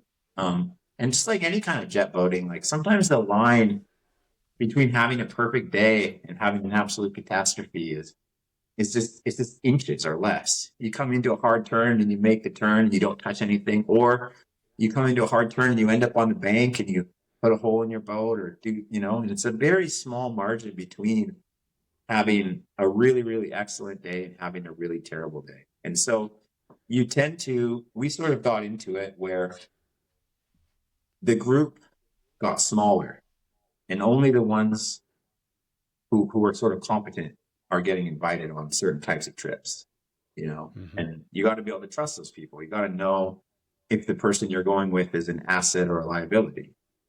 And then you sort of gauge the challenge of the trip based on that. And then you sort of also have to have this feedback on the trip of like, where's everybody at? Where are we feeling? And if anyone is going to check out, then we all have to check out. We're not going to force someone to go beyond. There's a river that I was pursuing for a couple of years, and I tried a couple of times, but the conditions weren't right. They weren't good enough for me to get up there. And finally, one time I went up there and kind of breaking a few of my rules, and it was just me and one boat and the guy who has been shooting some videos for me. And the fog was really, really dense. So it made for a really intense experience because the river was flooding. So there wasn't really shore on both sides. It was just trees, and it was full all the way to the trees. And there was a tunnel of fog that you could only see basically what was immediately in front of you in the river. And as we were working our way up, we're finding these different obstacles and waves, and we're moving around these and skirting. And a couple times we got punched into a wave, and the wave came over our bow and filled our boat up. And we got to this rock, and we pulled over behind this rock in the eddy, and we sort of tied off. And I think we were both exhausted from 12 or 13 miles of this just intense, like the sound of the river is intense. The visibility is narrow, and the sound of the outboard just screaming at you, And we climbed up on this rock, and as we were up there, like the fog started to dissipate a little bit, and we got our bearings a little bit, and we saw that we were probably only about a mile, 3/4 of a mile maybe to the lake, which was extremely exciting for me because this is the moment, we're going to make it. Yeah. However, there was a really gnarly section of rapids between us and the lake. And I mean, some of them had 7 or 8 foot holes and huge waves and narrow wave trains. And some of the ascents were like, there wasn't enough to get around it and take the easy path. And so when you say a hole, you literally just mean, is it like how the water's flowing? Is like just a huge drop? Yeah. So if you imagine, like if you had a car-sized boulder, yeah, and then you had water pouring over it, yes, there'd be this vacuous eddy sort of on the downside of it, right? And the water would be pouring enough over it that it would come into this void and it would curl back this way, right? So as it curls back in, depending on how much of a differential in height there is and how much space and how much flow, you can get these recirculating holes where if you get your boat close to it, it'll just grab your boat and it'll just suck you into this washing machine, which is a term that they use in kayaking or rafting. And you're just like, how many circulations of this are we going to get before it eventually spits us out? And it could be for hours or days or minutes or seconds or whatever, but it's a very negative thing. Something that you don't Yeah. And the boats are cool, but they're not that big. And so they're still susceptible to, hydraulics and everything, and you have to be careful. And I got back in the boat, and the guy that I was with was like, we're not doing this. And I was like, we're doing this. We are almost there. And I was extremely, extremely excited. And he said, we don't have a plan. We don't have emergency stuff. We don't have this. I said, we have a perfect plan. He said, oh, what's the plan? I said, the plan is I'm driving. You need to just stay in the boat. And he was like, that's not good enough of a plan. And so it's funny because we have this 360 degree, what's it called? Like a GoPro camera mounted on a pole. And he's sitting there, and for some reason, you can't hear the audio because the river is screaming at us. And I'm sitting there with my back to the camera, and he's sitting here looking at me, and all you can see is him just going like, just waving his arms, cursing me out, saying bad things about my mom, saying bad things about this, and he's just like waving his hands. And then there's a moment where I turn towards the camera, and I don't even realize it's there, and my face is just like, it's just like, this is not the way. Like, I'm so disappointed right now. I'm so upset. I'm ready to go. And in that moment, I chose to respect his feelings and go back down. And that was tough for me, Yeah. Because I was like, for sure. I'll leave you on this fucking rock if I have to. Let's go. You know what I mean? Like, we're here, like we're this close. And I feel like sometimes having a good crew, they'll set you up in a way where you get opportunity to take some chances, but they'll also sort of reel you back in sometimes. You got to have somebody who's willing to push the envelope a little bit. And sometimes what feels like pushing the envelope, it's not always pushing the envelope, because sometimes it's someone who has 1,000 times more iterations and revolutions of that thing, and they just understand where the edge is just a little bit better. And they can get close to the edge in a way that they feel like they're not exposing themselves to as much risk as another person might perceive, because they're comfortable with the complex variables that are involved, right? But to another person, it might be, I'm way outside my zone of comfort. I don't want anything to do with it. And so in that case, we turned around, and it turned out being fine that we did. And we came back up that river another time, early in spring when the flow wasn't very big. And there were other challenges, and we ended up, meeting our objective. But it was very challenging for me to be that fixated, because if you don't fixate enough on a goal, you don't really pursue it, right? So maybe you're not going to reach it. And then when you are fixated, it's really hard to let go, I can definitely relate to that, man. Yeah, it's really hard. It's gotten me into trouble many, many times. Yeah. Also in rivers and things. I mean, not in a boat nearly as capable as yours, but definitely I did a couple of day passage with a friend, and the flow rate ended up being, I think it was my mistake. It was such a fuck up. Like, we were in a canoe, an open Grumman canoe, right? Yep. And it was only supposed to be 2 or 3 rapids through the whole 30-mile section, and the flow rate was like 2.5 times what it was supposed to be, maybe more. And a little bit. It was just like rapids everywhere, and it was like, just hang on to your hats the whole way. And it was. So when you go back through those moments in your mind, and you start to dissect where the beginning of those bad choices came from, sometimes you find that it came from a set of presuppositions that was further back than you meant it, or even were cognitively aware of it. And then you start building your plan based on these inaccurate presuppositions. Mm-hmm. And then you make a bad choice. And then you create another choice, which is this compounding error effect, which really leads you getting into big trouble. So what I try to do sometimes is I try to figure out how to create situations where I can unlock that. And I try to just do that in my brain and try to just say, like, I need to pull myself out of the situation for a second. I need to check into things that are more like tangible for a second. I need to create, instead of this, because the narrative of your brain creates a really strong artificial reality where the narrative that it's telling you of what's happening is not always exactly what's happening. And it can be very, very formative in your experience. You know, you can meet someone and you can be in a bad mood and you can think, oh, that person is an asshole. And it's like, Yeah. no, you're the asshole. You have the bad attitude. You know, it's the same thing for these experiences. You can have your mind so focused on this goal that you're blind to other things, and then you begin making choices based on that. And sometimes it can lead you to pretty bad situations. One of the things that I did is I said, I have to have a basic kit for any trip that I go on. You know, and this, like, anytime I'm in the boat, whether it's a picnic for a day or a multi-day, I have to have a basic trip, which allows me to outfit and respond to these range of circumstances that might happen. You know what I mean? And it's got to be a sleeping bag in case the boat, you know, and it's got to be a sleeping pad, and it's got to be a toolkit, and it's got to be fuel that's clean fuel, and it's got to be a fuel filter, and it's got to be. And once I started doing that, I just found that I could rely more comfortably on my own competency once I was sort of prepared. And so I spent a lot of time going through the boat and modifying the boat in a way that it would perform with simplicity, figuring out what the different connections for the fuel lines were and how to simplify that, figuring out what was complex about the motor and simplifying that. So, for example, sometimes when you're jet boating, you end up in the trees. And there's a joke. It's like, the number one rule of jet boating is that your driver will always put the passenger's face in the trees before he puts his own face in the trees, right? And it's kind of a joke because you're like careening down river and you make a bad corner and there's trees overhanging. And just instinctually, you want to get out of the way and you give a shit about them, not at all, for a few seconds.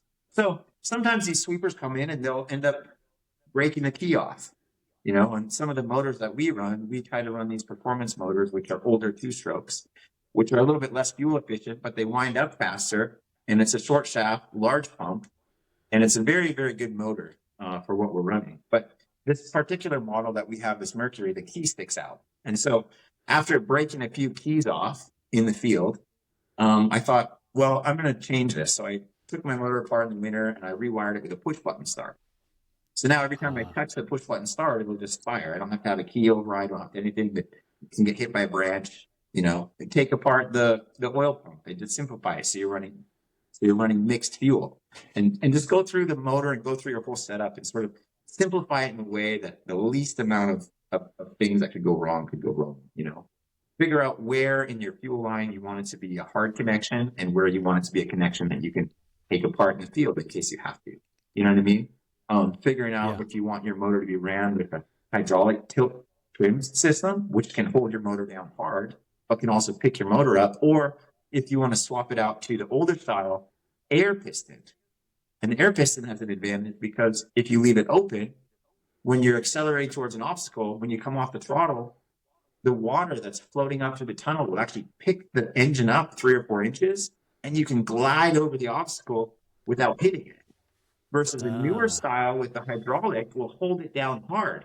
And if you slide over a log, it'll just impact that log very, very hard. And so as we're going through it, like, the curiosity for me was like, how can I tinker in the shop with these different coatings, these different setups, these different braces, these different tweaks to the motors in order to sort of optimize my game so that the least amount of things will go wrong in the field. And so at the beginning, we were breaking the braces and we were putting holes in the boat. And then we found different urethane coatings that we could put on the bottom of the boat to make it tougher. We started fabricating a different style of brace that integrated it into the floor. We started modifying our motors a little bit, and we just sort of started tweaking it in a way that kept it very simple.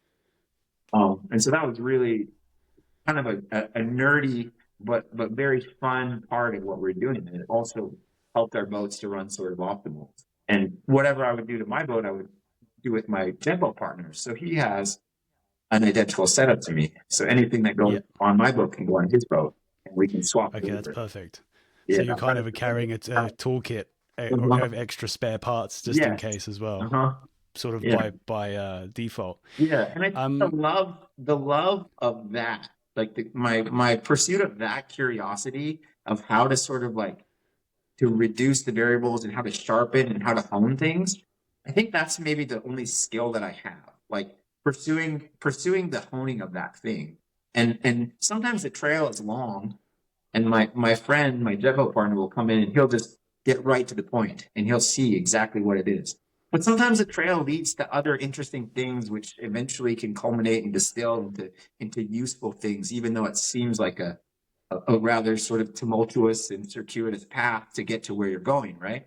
But all Yeah. those things, like knowledge informs knowledge, and competency of work informs competency of work. And so I feel like some of that wasn't the most efficient path, but it all led to more good places. You said that you created all of these. I mean, it's interesting to hear about the whole process of how you developing and evolving and kind of reducing the potential for things to go wrong just by modifying the design of Yeah. much of the boat. I'm curious then, there must have been moments when it did go wrong anyway. Yeah. Like it's inevitable. Looking at Yes. the footage that you have, like Yes. such a wild, such heavy, rapid kind of Well, environment, and you're trying to go up it. yeah. You must have some moments Yeah. or stories when Yeah. things just didn't go right. I have a video on my Instagram, you'll see me. I'm sitting there bailing the boat out with the only thing I have to bail it, which is my helmet. And I'm talking to my friend and I say, why do you always get me into these situations? And I think you referenced that to me at one point. But I think in order to know where the line is, you have to get as close to it and sometimes over it to figure it out. And so there have definitely been a few times where we have trashed the boats in the field. Huge tear outs, stuff that we've had to repair in the field. At one time, I actually tore probably a 70-inch tear out of my rear right tube section. And because of the way that I had built my frame set, it actually ended up not being a significant problem. If I would have ran the boat stock, that that rail would have collapsed, and I wouldn't have had any way of protecting myself from water getting in. But because I built a tube rail which attached to my transom and then ran up longitudinally parallel to both of the large tubes, and I had lashed those rear tubes to it, when the tube was deflated, it still kept a wall there. And so because I had made that modification, it still acted like a boat once I got it on plane. However, we did have to move it was late at night, and we're like, can we do this repair? And I'm like, no, we're not going to be able to get this repair done. I'm like, if it gets on step, let's just go home. We're 2.5 hours from home, like 40 miles or 40 plus. So I would say 60 miles from home, maybe. And if we get on step and we're good, then let's just go for it. So I inverted the cone so it wasn't catching water, because there's a cone on the end of the tube that tapers down, and I inverted it, stuck it the other way, and we put all of our gear from that middle of the boat up to the far side bow and strapped it down on the opposite tube of the one that had blown out. And then we worked our way in the lake, kind of doing these kind of long S-turns until we eventually plowed our way out of this till we were on step. And once we were on step, I was checking my speed and I was getting up in 16, 17, 18, and I hit 23 and I said, 23 is a good number. We're running smooth enough to get out of here. You can And go I was straight. like, Yeah. we're not getting off step until we get to the thing. So we ran 60 miles home. Luckily, the inlet where the salt was calm, no problems there. I get to the dock.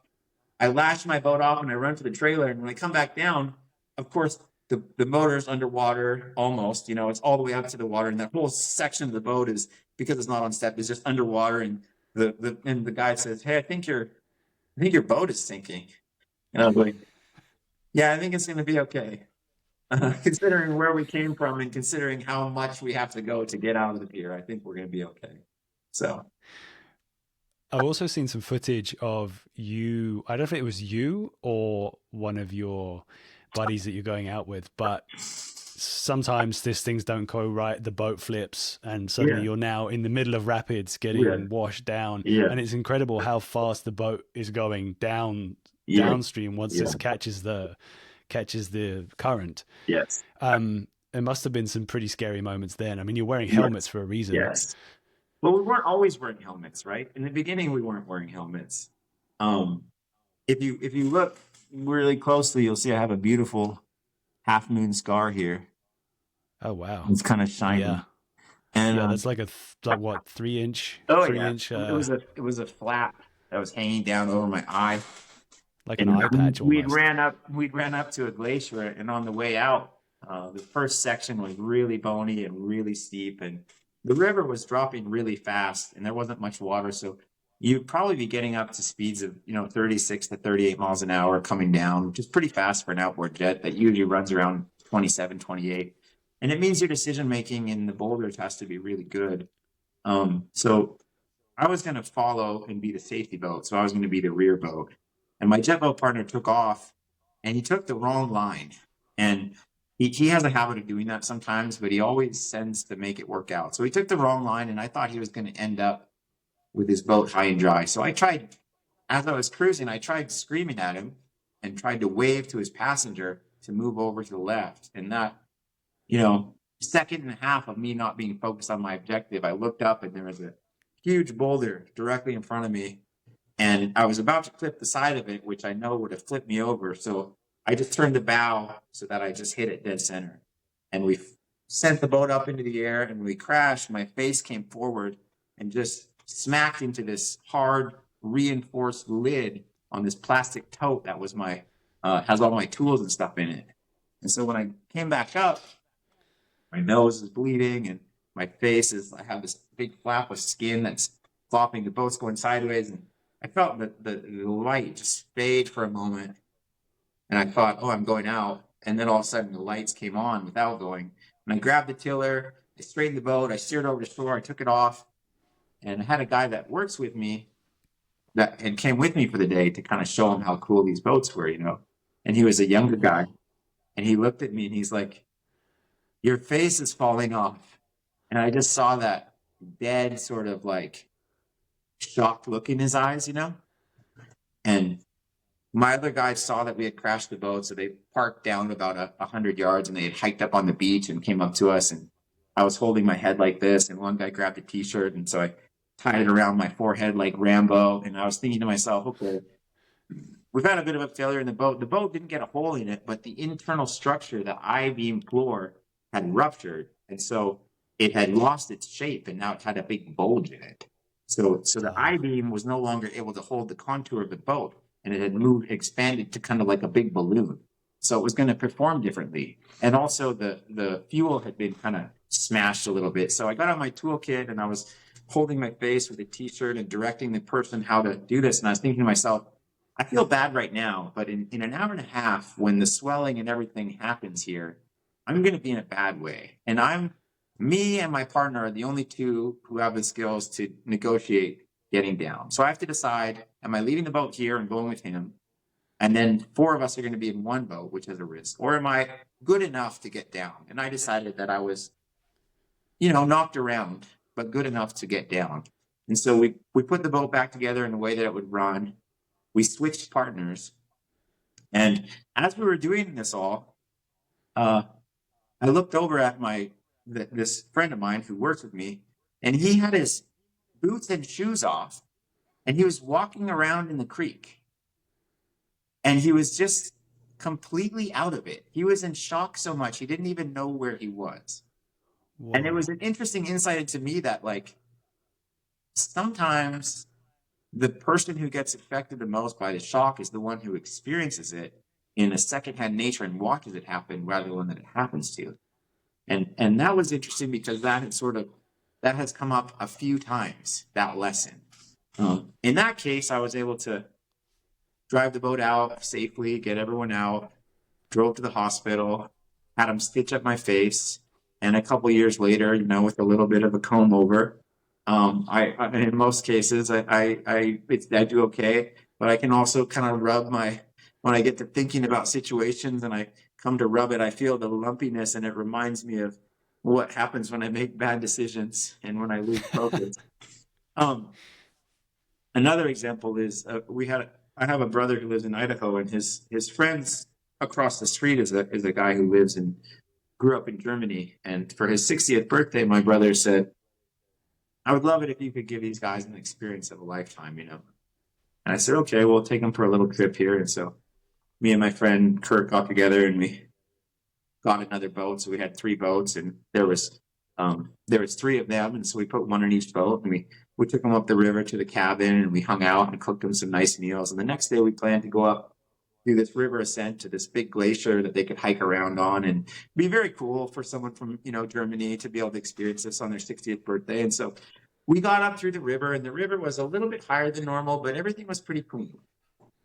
And we got up on the glacier, and they're just having the time of their lives. And so I said, hey, can I call a driver's meeting here? I said, look, we've done perfectly so far. Nothing crazy is happening. The river's in good flow state.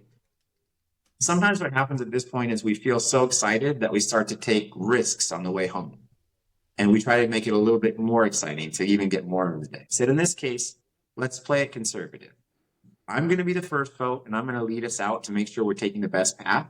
You're going to come up in the back. You're going to be in the middle. We're going to take the inside corner of every rapid. We're going to avoid all the big chains.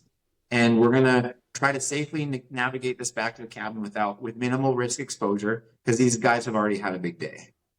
Well, the second turn in, my friend Kurt, who is not one for verbal directions at all, comes screaming down the middle of the rapids, hits a rock, ejects his boat up onto the bank, slides the boat sideways, basically kickflips his boat, lands upside down in the water. And he's the third boat. So the second boat was oriented in a way to watch them come down. And these guys they're 60 now, but they've been friends since kindergarten. He watches his friend get launched up out of the water, onto the side, kickflip upside down and land in the water. And he thinks his friend is probably gone. Anyway, it's a classic pool that they landed in, and it's a long runway before any more features. So they both heads pop up, and my friend Kurt is kind of in shock a little bit, but laughing about it. And the other guy's sitting there struggling, trying to figure out what to do. And the two guys that were waiting for them in the boat, the guy pulls out the throw bag, and he hands the one end to the old guy and says, hold on to this. I'm going to throw the throw bag. He says, okay. And he throws his end of the throw bag, and the German guy threw his end of the throw bag, and they threw both ends of the throw bag out at the guy at the same time. So neither one of them was holding on to anything. And the guy gets it, and he looks at it, and he starts pulling, and he realizes, wait a minute, there's nothing to pull onto. So they ended up driving over to where he was and grabbing him and pulling him into the boat. And I ended up going up to the other boat, nosing in and steering it over. We were able to use a carabiner system and lock it onto the far side and tug the boat so that it came right. And then we were able to pull the plugs out and pump it and get the hydrolock out of the boat. We were able to restart it, and we were able to go back down. But what was interesting is for the next 2 days, the rest of that day and the following day, until we got back to town, it wasn't the guy who got flipped over, but the guy that watched his friend. We were basically on shock watch with him because he was nearly overwhelmed. He was mumbling and stuttering and pale. And we would jet boat a little bit, and then we'd take him out and we'd go walk around in a meadow for a little bit, get him some sunshine, get him some food. And we had to really watch him closely for the next 2 days until we got out, because he was very nearly in some sort of terrible shock state. And I thought, nothing really happened to him, but his perception of what was happening was so strong that there was a very real effect.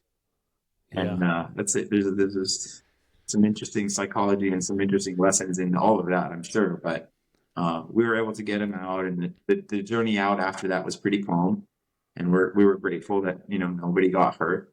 But in just a split second, when you're moving, at a rate of speed like that, stuff can go to hell pretty quick. And having the right toolkit to deal with it, and then being able to observe and lead the situation and make sure that you're taking care of people, it's a big deal, because it doesn't always go right after that point, Yeah, right. The emotional toolkit as well is a whole thing, which I guess you've had to learn to develop. In my business, I have a small construction company. And so before that, when I was in college, I took a program called the Canadian Institute of Outdoor Leadership. And we did a lot of different types of rescues, like caving rescues, like high angle rescue, like water rescue, swift water rescue. And so I got a little bit of experience in problem solving and conflict management and small teams like that. And I think in terms of how that has played out with the leadership of small teams and crews and work, and then also for these sort of expedition type things that we try to do, I think it's been one of the more useful skills. And also for some reason, I feel like maybe my brain encounters that excitement a little differently than most people's. Usually in the situation, everything slows down for me and gets really quiet.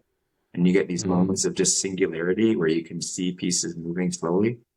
And then usually it'll be 20 to 30 minutes later after that critical moment is passed, and I'll be sitting there where I'll just get a rush of adrenaline and I'll just start giggling to myself or chuckling or something. And so it's weird in that I'm often not overwhelmed in the moment, but then I get that hit, that release of adrenaline. It's sort of like a delayed response adrenaline. And I can't really explain it, except that I've noted that it seems to be a little bit different than some of the other people that get kind of jazzy on the river. I like to get pretty quiet and pretty focused. And then if something crazy happens, get through it. And then afterwards is like this trickle of adrenaline. And you're just kind of like, you get a little bit giddy and you're like, whew, that was exciting. That was a close call, you know? I think I can relate to what you're saying. Often I've been in situations which are like dangerous, but in the moment I'm not thinking about how dangerous it is or how much risk there is. It's just like, this is the problem. These are the problems. I need to fix it this way. We need to get and then afterwards, it's only afterwards, like even days afterwards, you start thinking about how scary that was. Like you didn't have time to think about it at all. It wasn't useful to think about it, right? I have a funny story. We were moose hunting and the river was really high and we were going up this river and it was like I told you before, you could hear the rocks shifting on the bottom and crunching, and there were these big logs just getting shooted down, and it was like a disgusting mud milkshake of river, you know? And we were going through and the boat hit something that I couldn't see, you know, like a log that was submerged or something, and ended up shooting us towards the bank, and we kind of crashed into this tree and went sideways. And my partner was kind of anticipating it, so he stood up for some reason. And when we crashed, instead of falling out of the boat, he leapt across the boat and essentially accidentally tackled me out of the boat as well. So we both ended up in the water in this milkshake of a turbulent river with rocks and logs going by. And he pops up and he's holding onto the side of the boat, and he's looking to the left and he's looking to the right, and he's Steve, and he's yelling my name. And essentially, because he tackled me, I rolled over and I was like on his back like a backpack. So I was sitting there and he was looking for me and I was watching him, and I just whispered in his ear. I said, "Curdy, we need to move to the back of the boat." And he looks at me and that's where I was. And he's like, "Oh, okay." So I climbed my way in, and he got worried that he wouldn't be able to do a pull-up, like a muscle-up to get into the boat. So we were close to the shore and there's this little twig hanging down. So he, in a moment of crisis, let go of the boat and grabbed the twig. And it's essentially like a vine, because that thing, as he pulled it lowered it down, and his whole self just disappeared into the river and went groop. And then he ended up pulling it in an arc by holding onto it. I saw that the tree went tight, and then it did an arc back to the bank. And here he is stumbling up the bank, you know. So it didn't save him the way that he wanted to, but it did lead him back to the shore. And I was able to climb in the boat and turn the boat around and go get him. And he was kind of jazzed up and excited about it. And I was, you know, very matter of fact. And then 15 or 20 minutes later, we just both just erupted laughing. We just thought it was the funniest thing, you know? It sounds like it. Like you're basically Tarzan of the river in a way, swinging on a vine. Swinging on the vine, yeah. And I think sometimes that level of where you're laughing maniacally is just your brain's way of dealing with the absurdity of the situation. Yeah, and right. You're just like, what is happening here? You know, I had a time when we were coming back across the river and we got into these 5 to 7 foot waves in the ocean that were coming this way, and we were just kind of picking our way through it. And I was with the toad, and as we were doing it, this fish jumped across our bow and literally almost slapped him in the face. And we just looked at each other and just erupted laughing. Like, Like it was just the set of circumstances are absurd already, but this is just another step towards complete absurdity. And we were just, floating out there in pretty bad weather and pretty bad waves, insulated by that, by just this maniacal laughter of like, you know what? I don't know what's going to happen, but we're in this together. So let's figure out how to get through it, and that's Yeah. what we did. I've definitely been in that kind of moment. It's like, it's so bad that it's funny, right? Yeah. It's like you've gone full circle You again don't and know how else reconnected to to like, process it. Yeah. It's maniacal. Yeah. so I guess one last thing that I wanted to ask you a little Sure. bit about, you've talked a lot about the boats and developing the technology. But you're kind of in the process of trying to develop. I mean, you have developed boats over the years. You're kind of in the process of doing that now. Is this something that you So kind of can talk about, or? yeah, we can talk about it for sure. So we haven't built our own line of boats. We've always dealt with manufacturers. And the guy that I mentioned that got in touch with Solar early, Jim Bracker up in Wasilla, who owns the company, and we sort of work together to sell boats. It's called Jet Tech.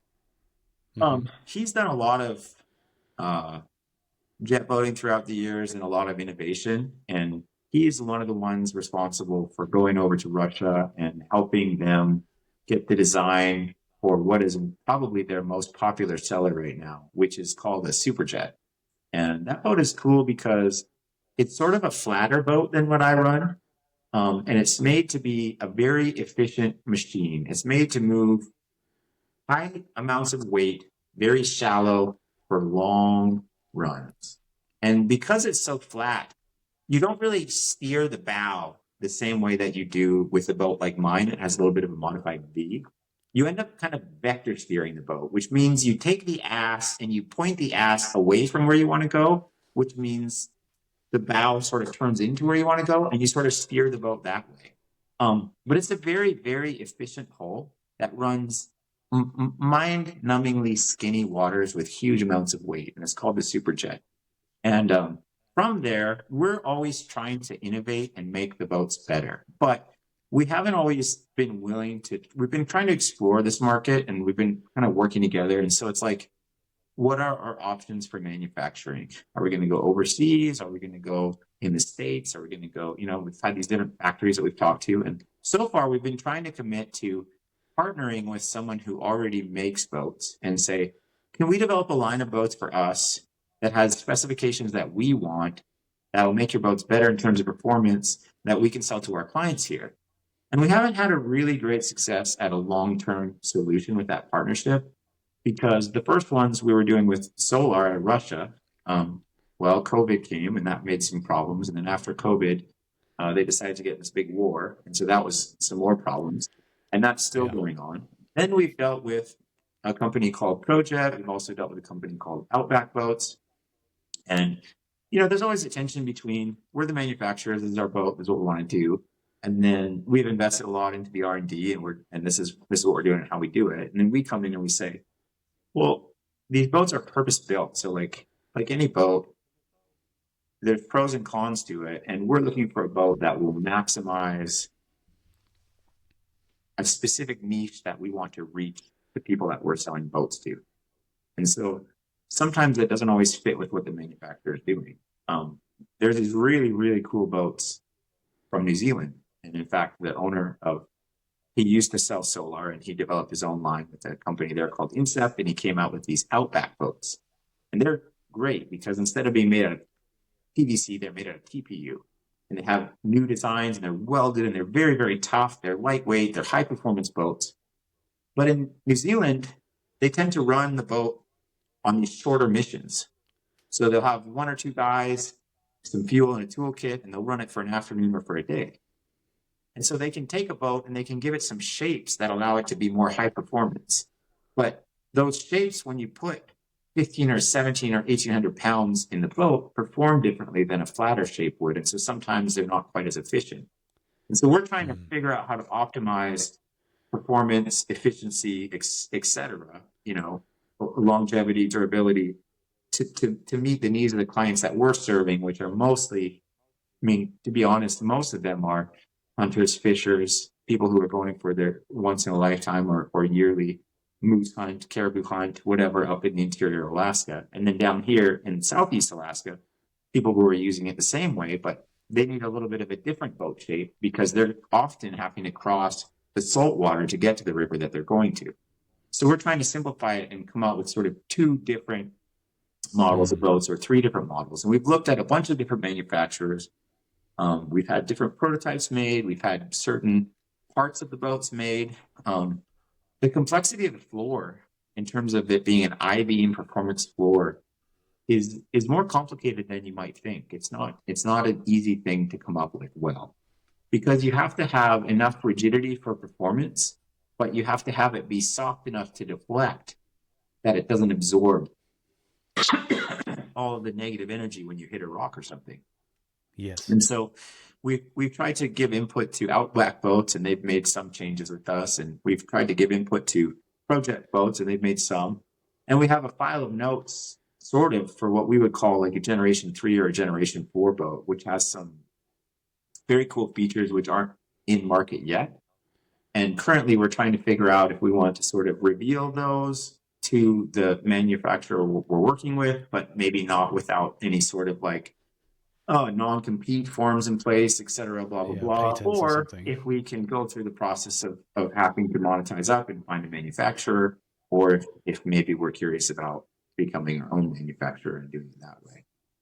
But I do think that some of the ideas that we have, there's a lot of people who sell these boats, you know, and we were the first ones to have these boats in North America. Now there's Striker Boats is starting to make a version of this tunnel, even though for years they said they wouldn't. And they're doing a pretty good job with R&D. And there's a company called Swellfish, and there's a company called, you know, the Projets and the Solars.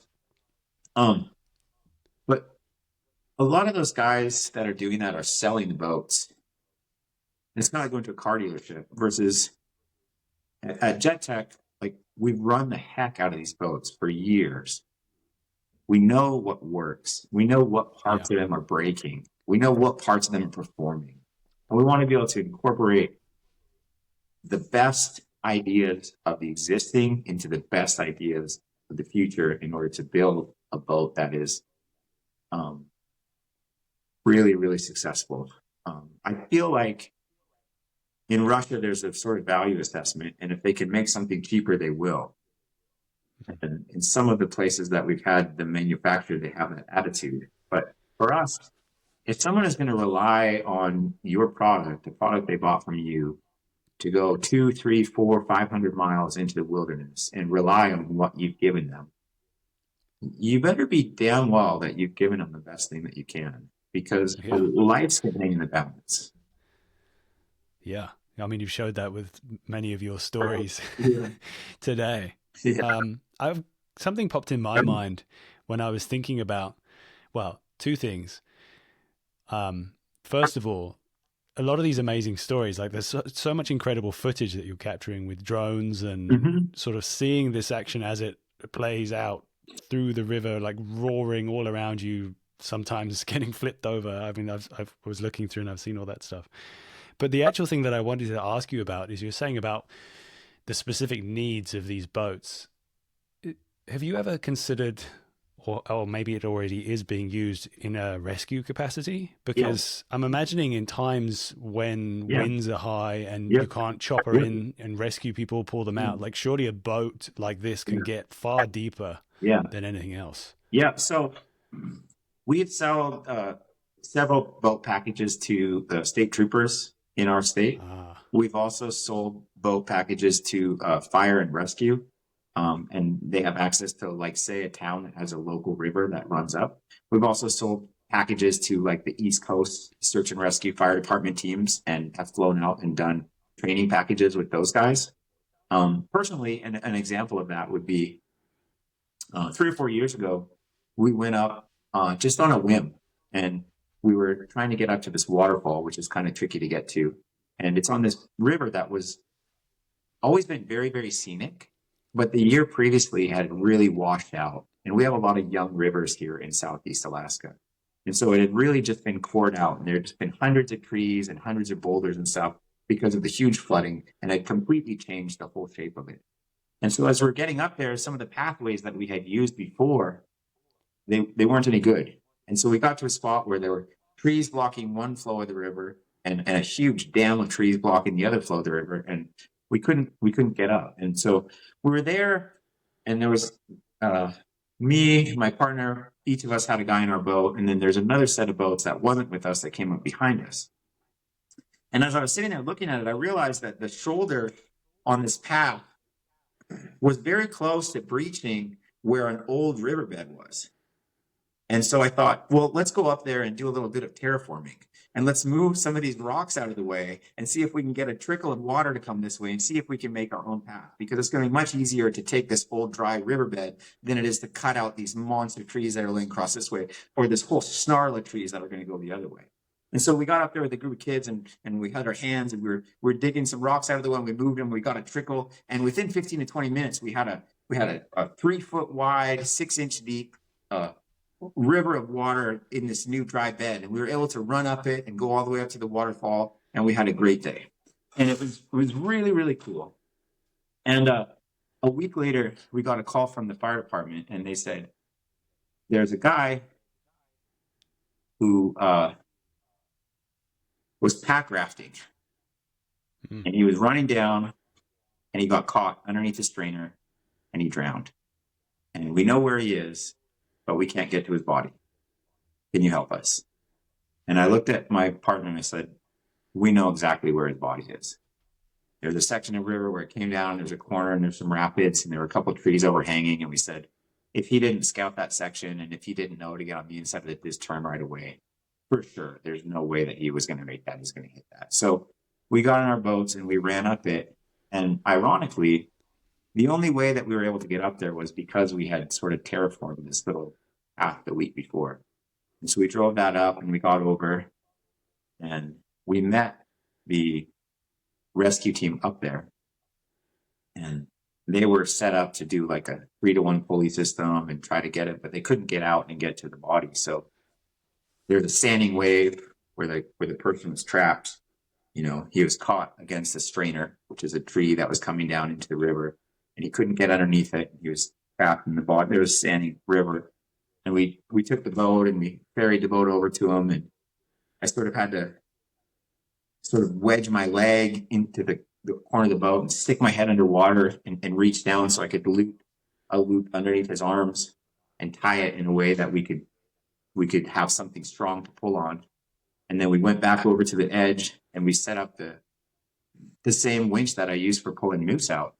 We have this little, 4-stroke capstan winch, and we started pulling on it, and we're at about half throttle thinking like this will come off pretty easily, and it was bogging the motor down. So we turned it up to about 3/4 throttle, and it took a lot of pull before the body finally became dislodged. And we were able to dislodge it, and it floated into the mainstream of the river.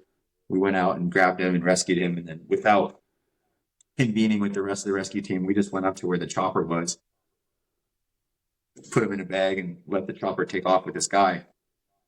The rescue team that we were there with was extremely competent and extremely professional. They did a great job. We just had a tool that they didn't have.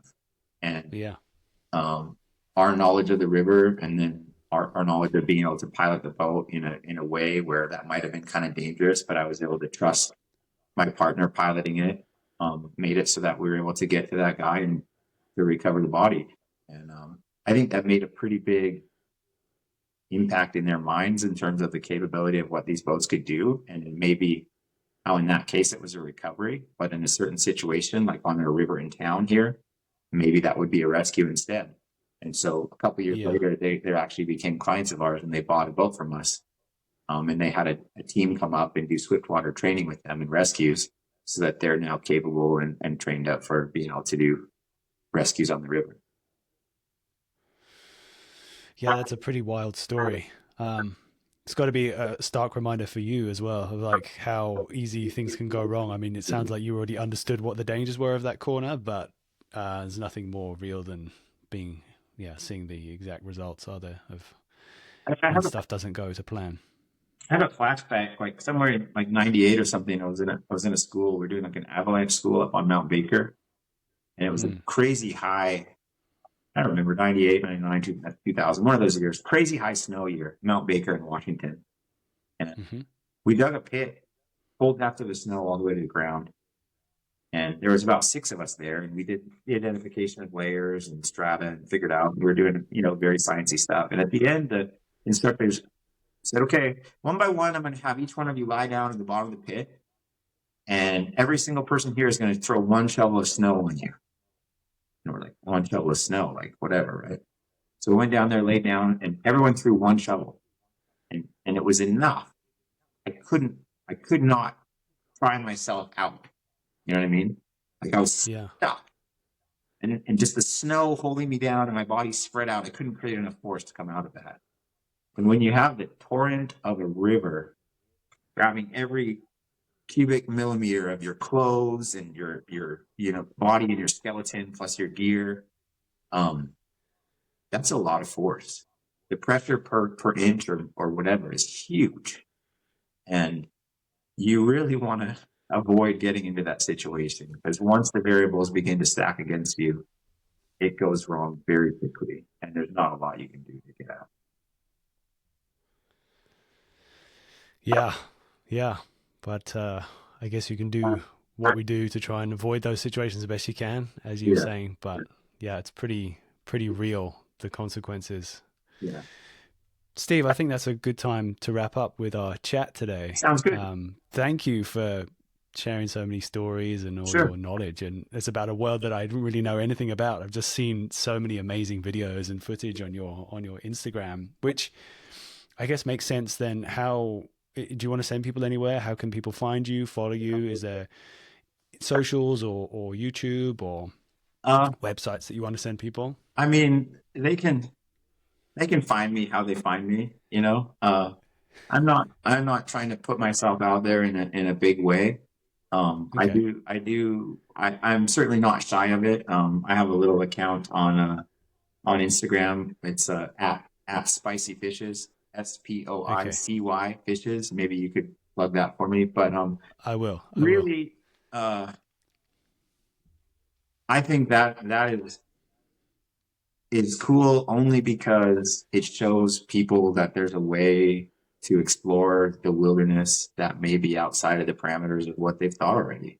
And it shows off the capabilities of the boats. And it's not really about me. Like most of these things that I've gotten into, like most of these stories that I've told you about, like I don't really get to be the hero of them. Like when I was young, like my parents were pretty cool. And as I progressed and get into things, like usually it's curiosity that has allowed me to and saying yes to different types of experiences that has allowed me to sort of experience some of these cool things.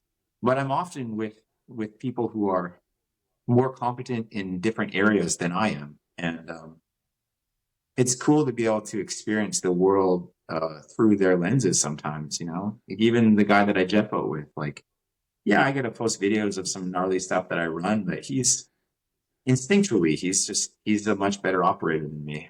He just understands it. And even my friend, my little brother, the Toad, like he's wild in a way that I've experienced a lot of cool things being outside through the lens of like his like affection and just infatuation for things. And so as someone who's been kind of curious and competent and sort of measured and collective, I might not be so much of a maniac, but I've been always curious about these things. And I think it's allowed me to have a lot of really neat experiences and sort of accumulate a lot of different types of stories where I get to experience some of like what these other people have really invested into.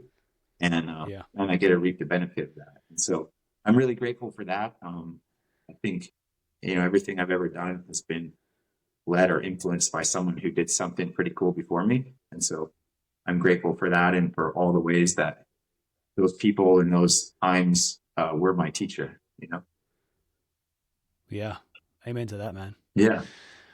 Thanks again, Steve. That was awesome. Yeah. And if you said that you're kind of in the process of developing a boat, but if you do get to the point where you like have something ready for market, please, maybe you can jump on again and I'm sure you'll have some more stories that you haven't pulled out now, or you've already made some more. You'll start seeing the videos on the interwebs and you'll get highly suspicious Well, it's like you said, like as soon as I saw that footage of you going up these rapids, in my mind, I was like, well, this unlocks a whole other world of Yeah. like potential places you can go, things you can do. It's Yeah. just so, yeah, it's a And game changer. So, I would also say, like in the most warm way, thanks for your interest in this, and genuinely, if you ever find yourself curious to come up here and experience any of these things, we would make big efforts to make sure that we could put you on board and give you an expedition and experience to see what this part of Alaska is like, and help you sort of accumulate some of your own stories that you can tell firsthand. oh, that would be so amazing, dude. I'm gonna have to make a plan at some point because I'm Absolutely. due a trip up there, up that direction Absolutely. anyway. So, thank you for the offer. Sure.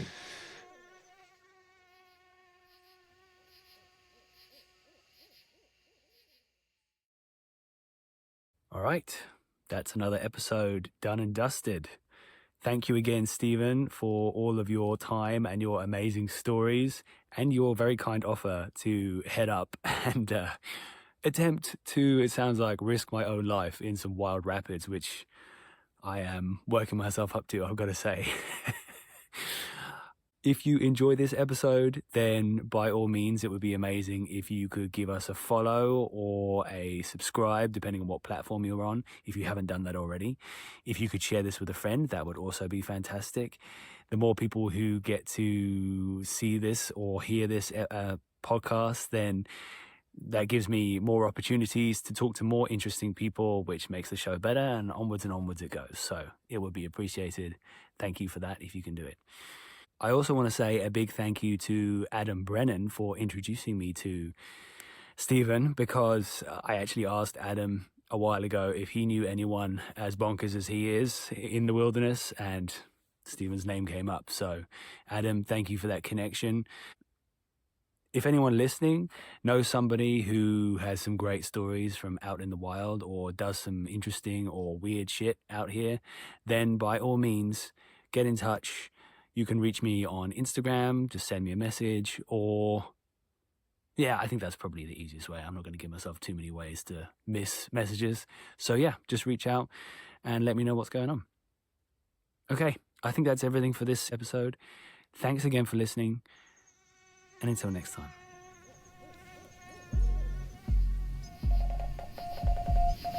Welcome to the Wild Dispatch.